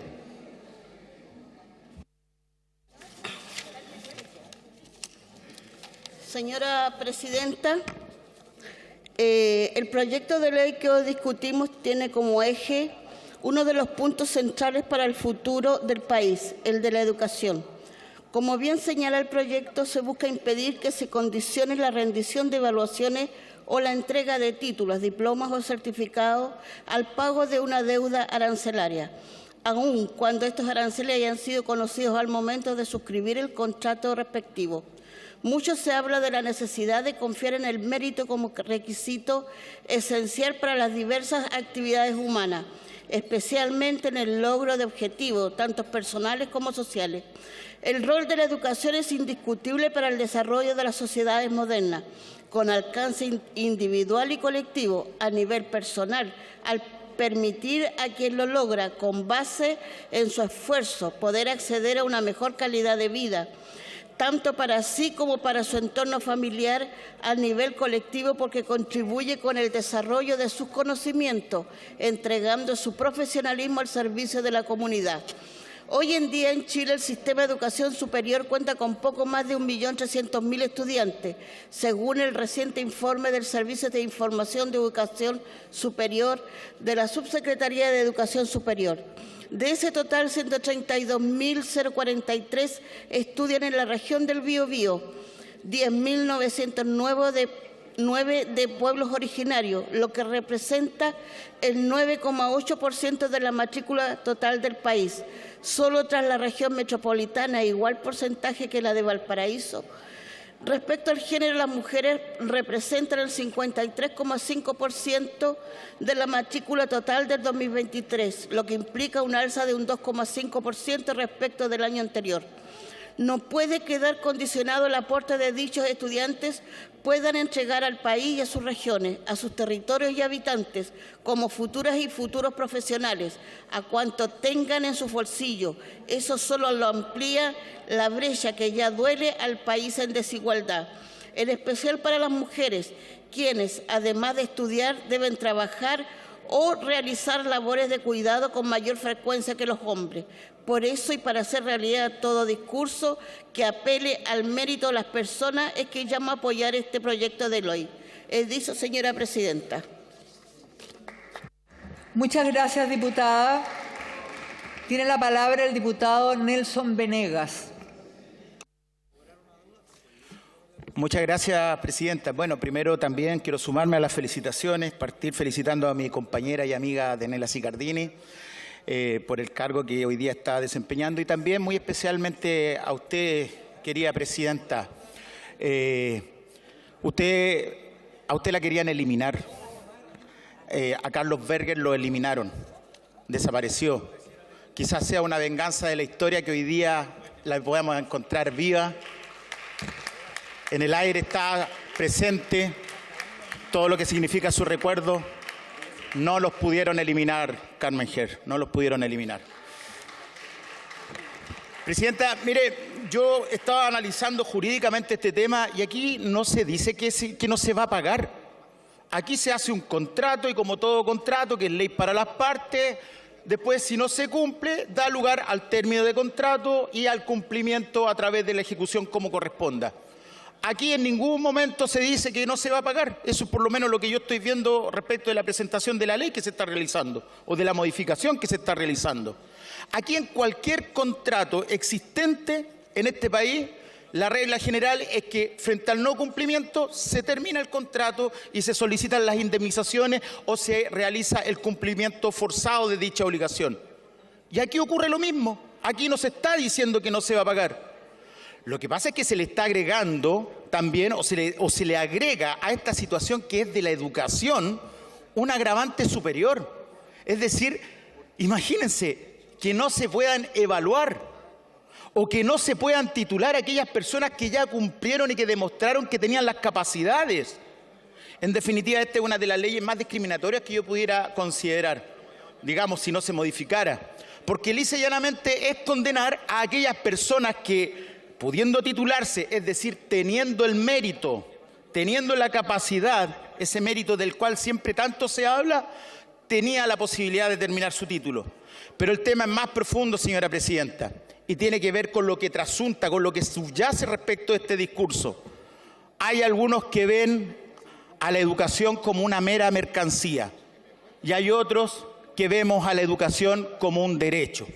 La educación, la salud, la previsión, los derechos sociales son derechos sociales y el Estado tiene que generar los mecanismos para hacer posible que todos los hijos de esta tierra tengan la posibilidad de tener educación, salud y previsión como corresponde. No solo aquellos que puedan pagarla, porque si hacemos eso, lo único que estamos haciendo es construir un país para algunos, para los privilegiados. Y aquí la gente que tiene mérito y tiene capacidad tiene necesariamente que tener el rol de un Estado que sea capaz de garantizarle la posibilidad que pueda salir adelante y pueda demostrar aquello. Muchas gracias, diputado Venega. Tiene la palabra el diputado Luis Sánchez. Muchas gracias, presidenta. Mire, primero que nada, respecto a lo que decía recién por su intermedio el diputado Venegas, solo quiero recordarles que en este país nunca ha habido mayor ingreso, mayor acceso a la educación superior que cuando empezaron a operar las lógicas de mercado, como le llaman algunos. Y la verdad es que ya hace bastante tiempo la izquierda se gala de su incomprensión total respecto de cómo funciona el mundo. Y algo que la mayoría de la gente, no solo en Chile, sino en todo el mundo sabemos, que es que las cosas no son gratis. Y si es que la izquierda y todos en realidad pretendemos que hayan buenos sueldos, sueldos dignos dentro de la educación, muchas veces los hemos visto marchando ahí con los profesores, poniéndose del lado de los profesores, pero ¿cómo van a recibir un sueldo digno los profesores si es que no hay recursos, si es que no hay dinero? Aquí es 1 más 1, la cosa es bastante simple. Y el tema con este proyecto de ley que me recuerda otra ley que se aprobó hace algún tiempo, nosotros no estábamos en la Cámara de Diputados todavía, pero la ley de la mal llamada o falsa inclusión escolar, porque todo lo que ha traído esa ley ha sido todo menos inclusión.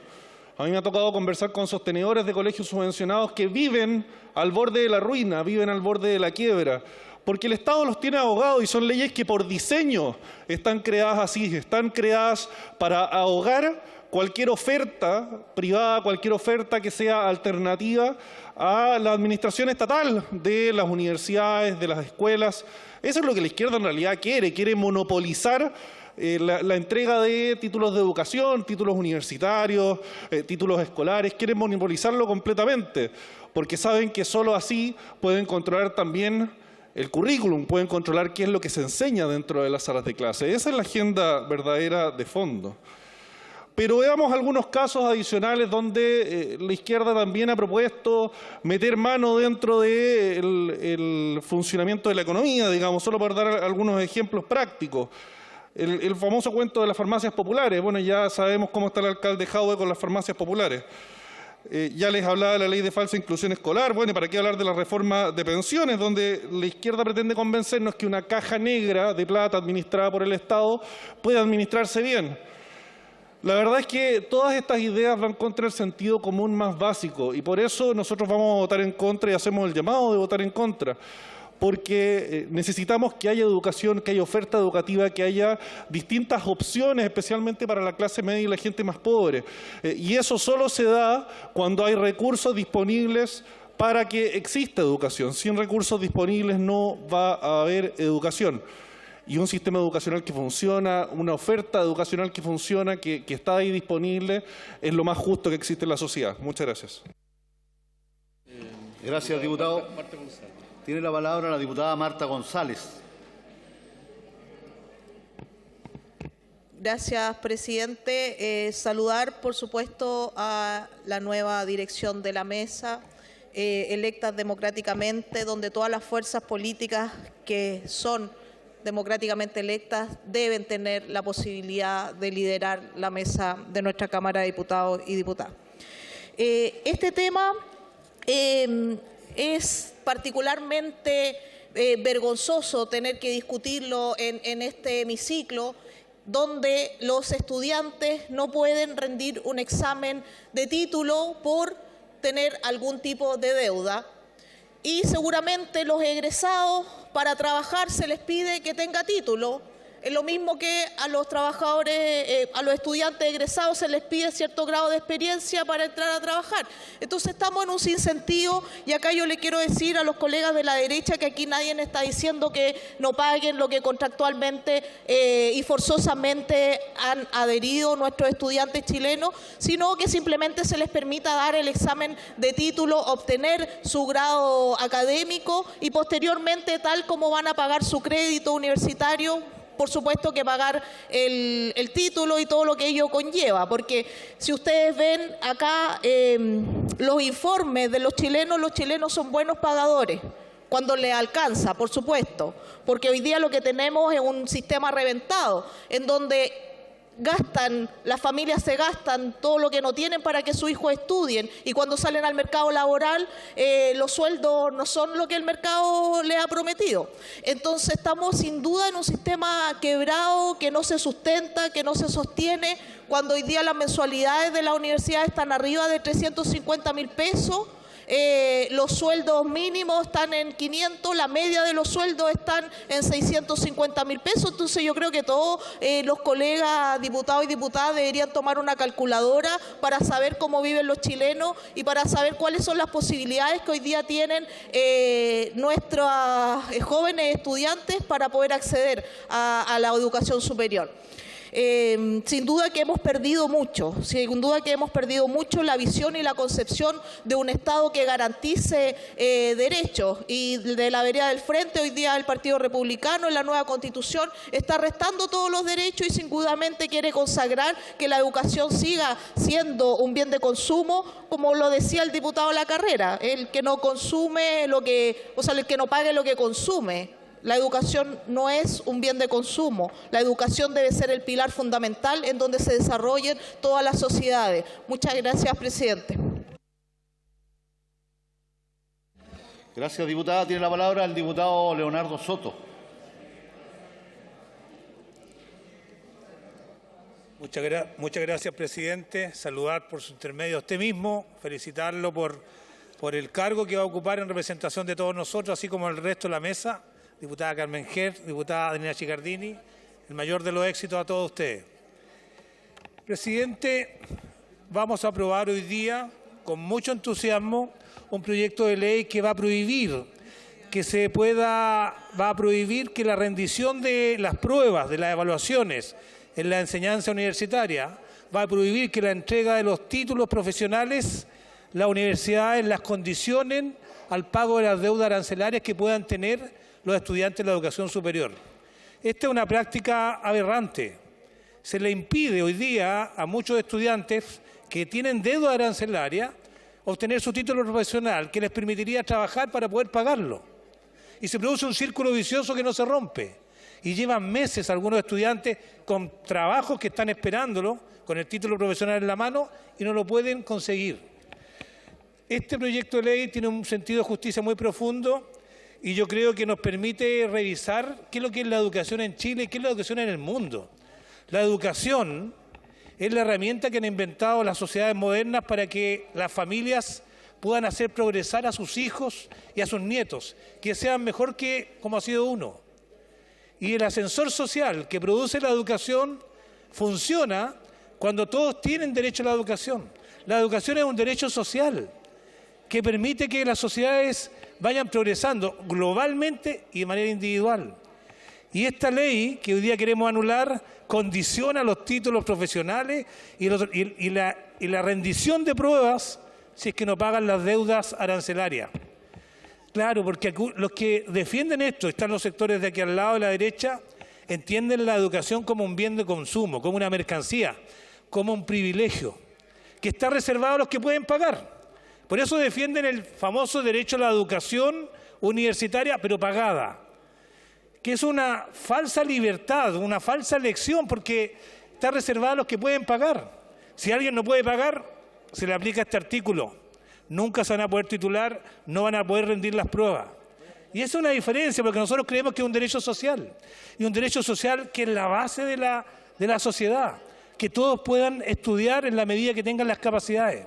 Lo mismo ocurrió hace años atrás con la salud, cuando exigían ahí voces airadas que no se podía no se podía impedir que se cobrara un cheque en garantía para la atención de urgencia en salud de las personas que iban a morir. Se cobraba el cheque en garantía. Son dos derechos distintos. La educación y la salud son derechos humanos. Son derechos que no se pueden privar. Son la base de la sociedad y por eso ustedes... Gracias, diputado. Tiene la palabra la diputada Carol Cariola. Muchas gracias, presidente. Saludarlo a usted también, a ambas vicepresidentas. Un tremendo honor que haya dos compañeras de tanta trayectoria e importancia política en la mesa, presidente. Presidente, quisiera partir por felicitar a quienes han presentado este proyecto de ley que me parece muy necesario y relevante de destacar. Es de público conocimiento que a lo largo de mi historia he estado vinculada a la lucha estudiantil, habiendo participado como dirigente secundaria y universitaria en varios movimientos estudiantiles que luchamos porque la educación fuera un derecho. Menciono esto no solo por repasar parte de la historia política que me ha traído hasta el Congreso Nacional, sino que también porque hemos buscado y hemos reivindicado la lucha por la educación pública, gratuita, laica y no sexista, en distintos movimientos sociales que se han levantado a lo largo de la historia. Esa bandera, presidente, no la hemos olvidado y sigue siendo un compromiso vigente y latente.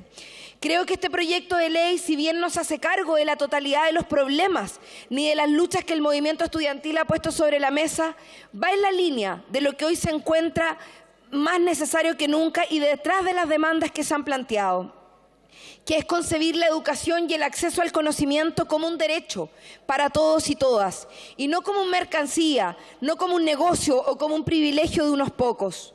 Nuestra lucha no ha sido en vano y hoy, como muchos otros estudiantes que lucharon antes y que estudian en forma gratuita, podemos decir que la lucha que hemos venido dando ha tenido réditos, no ha sido en vano. Me encuentro permanentemente con familias en la calle, con abuelas, abuelos, madres, padres que agradecen que hayamos puesto sobre la mesa la necesidad de que la educación fuera un derecho y fuera gratuita. Gracias a eso son muchos los estudiantes que estudian de manera gratuita en nuestro país.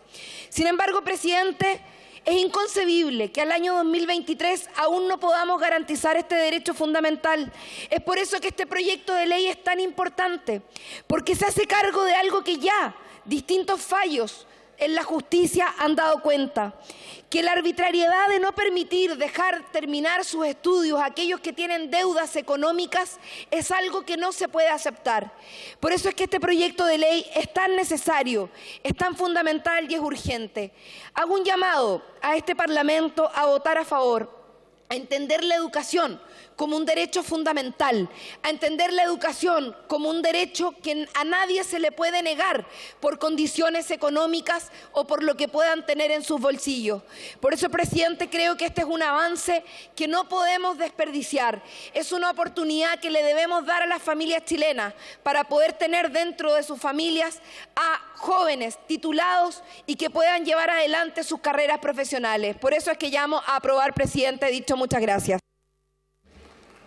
Gracias, diputada Cariola. Tiene la palabra la diputada Gael Llomas. Gracias, presidente. Bueno, primero saludarlo a usted y también a las vicepresidentas electas. Les deseo lo mejor y también todo el apoyo en este proceso porque se necesita construir legislativamente acuerdos que vayan en bienestar de la población. Y yo sé que van a liderar ese proceso que requiere también acuerdos políticos profundos en esta Cámara. Y en ese sentido, me alegra también que este sea de los principales proyectos que tengamos el día de hoy que votar. Porque la educación en Chile sigue siendo, lamentablemente, un negocio. Y este proyecto de ley viene a evidenciar la necesidad de tener una regulación. ¿Para qué? Para que las y los estudiantes en Chile puedan simplemente titularse, puedan realizar evaluaciones, sin que el peso del bolsillo sea el determinante para quedar afuera de la fila. Y esa es de injusticia total, presidente, porque finalmente cuando a un estudiante se le mide el bolsillo en vez de las capacidades, las condiciones académicas para poder avanzar, es que ahí el discurso del mérito, presidente, se cae, se destruye a pedazos. No es sostenible ambas cosas. No es sostenible seguir insistiendo que la educación se mide por el mérito y a la vez no te puedes titular. ¿Por qué? Porque no pagaste la carrera. Por eso, presidente, nosotros decimos que la educación debe ser un derecho colectivo garantizado por el Estado de Chile y no seguir siendo un negocio de unos pocos, de las universidades, de los dueños de las universidades que han lucrado tanto tiempo. Y en ese sentido, presidente, también lamento que la visión que han tenido acá algunos parlamentarios por parte de la derecha, y sobre todo lo han dicho explícitamente, quienes son parlamentarios del Partido Republicano, que plantean que la educación es un bien de consumo, que si tienes plata puedes pagarla y si no, bueno, lamentablemente no vas a poder educarte. Bueno, les digo algo más.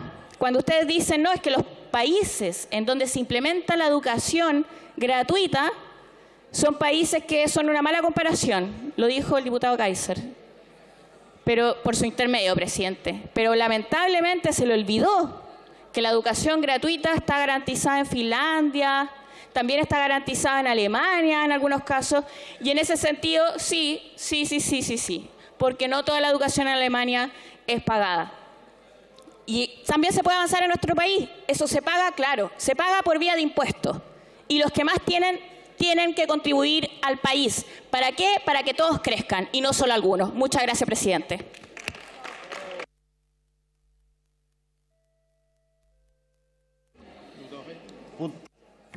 Muchas gracias, presidente. Muchas gracias, señor presidente. Solo una corrección. Bien de capital, no bien de consumo. Gracias. Viviana Delgado. Tiene la palabra la diputada Viviana Delgado. He escuchado con desilusión cómo hablan de la educación de una forma política, o de izquierda o derecha, o que la gente quiere todo gratis. ¿Saben que existe una clase media, baja, trabajadora, que tiene el 80-90% de registro social de hogares y que no tiene derecho a nada? Esos jóvenes no tienen derecho a estudios. Son la clase media que tanto quieren defender. Esa clase media es la que se tiene que encalillar para que sus hijos estudien. ¿Y saben? Tienen la esperanza que por primera vez en sus vidas tengan un titulado, un profesional en su familia. Y siempre tiene que ir ligado al dinero, no poder ser profesional en este país, cuando la educación es un derecho. Entonces, cuando hablemos de defender una clase media trabajadora, por favor, hagámoslo bien. La clase media paga sus cuentas, la clase media es comprometida. No los tratemos como unos aprovechadores. Hoy tienen la oportunidad sus hijos de estudiar. Hoy tenemos la oportunidad en esta Cámara de asegurar la educación y el título de estos jóvenes que con sacrificio de sus familias y propias logran salir adelante. Así que, gracias, presidente, y espero votemos a favor de este proyecto. Diputado José Carlos Mesa y finalmente por Ricardo. Gracias, diputada. Tiene la palabra el diputado Juan Carlos Mesa. José Carlos. José Carlos Mesa, perdón.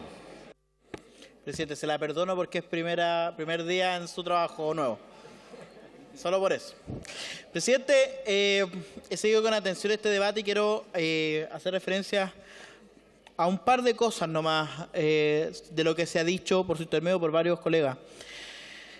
Yo pienso, después de haberlo escuchado con los discursos tan elocuentes, hablando de derechos sociales, acusando a la derecha de no sé qué cosa, ensalzando a la izquierda de no sé qué otra cosa, ¿qué dirá el presidente Gabriel Boric, que defendió con tanto ahínco los 30 años? ¿Qué dirá cuando los escuche? Pero después se me pasa cuando me doy cuenta que lo que escribió con la mano lo borró con el codo cuando dijo que quería acabar con el capitalismo. Fue a buscar inversión el presidente y la verdad es que no va a traer nada. Y los discursos que hemos escuchado el día de hoy acá justamente ahuyentan las inversiones. Eso es lo primero. Y lo segundo, a mí me gustaría que algún día, por su intermedio, presidente, los colegas del Frente, en particular los colegas del Partido Republicano, del Partido Comunista, tuvieran la oportunidad de manejar a una universidad, nos demostraran cómo es que se hace educación como un derecho. Ojalá tuvieran una universidad. La verdad es que sí la tuvieron y la destruyeron. Y destruyeron los sueños de todos esos estudiantes. Yo por lo menos no voy a recibir lecciones morales de quienes lucraron con la educación a espaldas de los estudiantes y después se ponen a una altura moral. Por favor, un poquito más de vergüenza. Habrían hecho mejor, presidente, si hubiesen apagado sus micrófonos y no hubiesen dicho nada. Voten lo que quieran, tranquilo, pero no nos vengan a tapar por leso. Muchas gracias, presidente. El diputado Boris Barrera. Finalmente tiene la palabra el diputado Boris Barrera.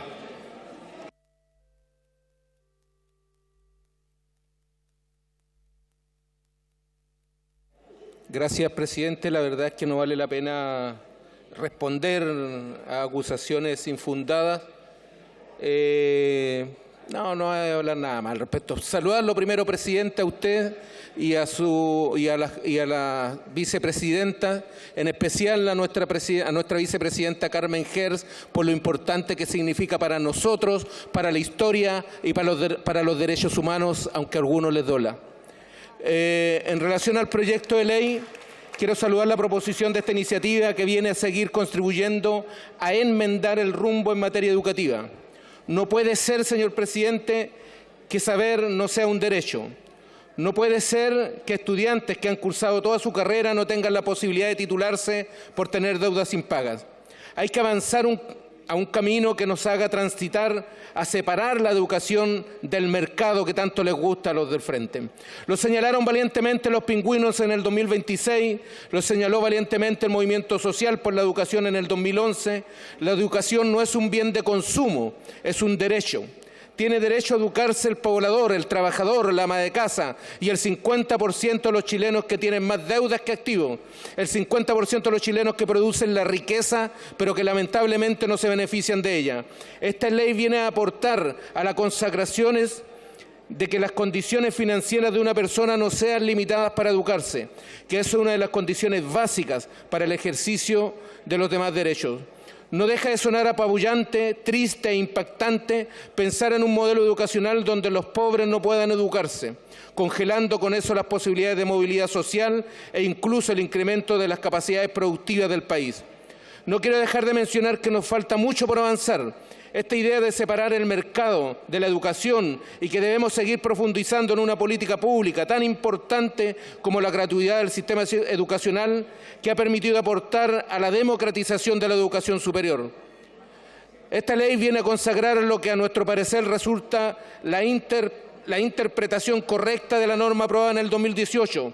Es importante también avanzar en el reconocimiento del derecho a obtener el título de educación superior de todas aquellas personas que sufren la misma dificultad y que se encuentran en aquella situación desde el 2018 e incluso antes. Para ello, también es importante que el Ministerio de Educación catastre a las y los estudiantes afectados para mediar o frente a las instituciones de educación superior y así obtener soluciones efectivas y rápidas. Esta ley sin duda es un tremendo paso adelante en democratizar el derecho a la educación. Por ello votaré a favor de esta iniciativa y ojalá toda esta sala lo haga. Muchas gracias, presidente. Gracias, diputado. Bien, ha concluido la orden del día y procede entonces las votaciones. En votación la solicitud formulada por Su Excelencia la Vicepresidenta de la República para prorrogar la vigencia del estado de excepción constitucional de emergencia en la región de la Araucanía y en las provincias de Arauco y Biobío, de la región del Biobío, declarado por el Decreto Supremo número 189 del 16 de mayo de 2022, y cuya última prórroga fue dispuesta por el Decreto Supremo número 182 del 8 de julio del 2023, ambos del Ministerio del Interior y Seguridad Pública, por un plazo adicional de 15 días a contar del vencimiento del periodo previsto en el citado Decreto Supremo número 182. En votación. Acá votamos nosotros.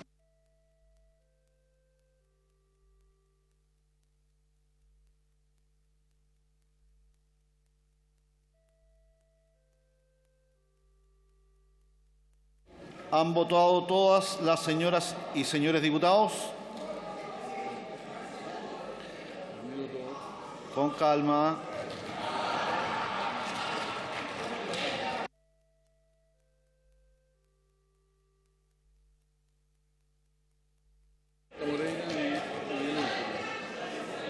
¿Han votado todas las señoras y señores diputados? Resultado.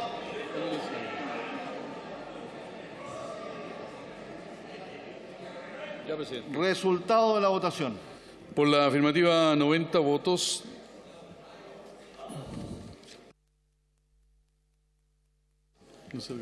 Por la afirmativa, 90 votos, 26 por la negativa y 12 abstenciones. Aprobado. Muy bien, ministra. La despedimos. Hasta luego.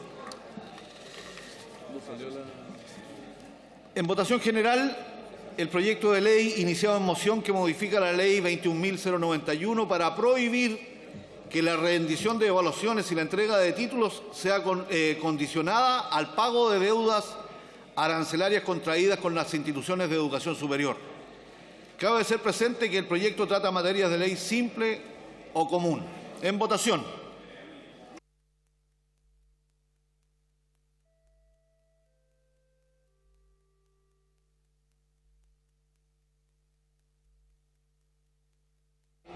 ¿Han votado todas y todos los señores diputados?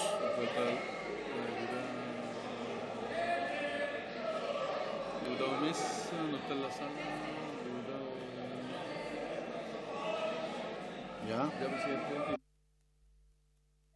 Resultado de la votación.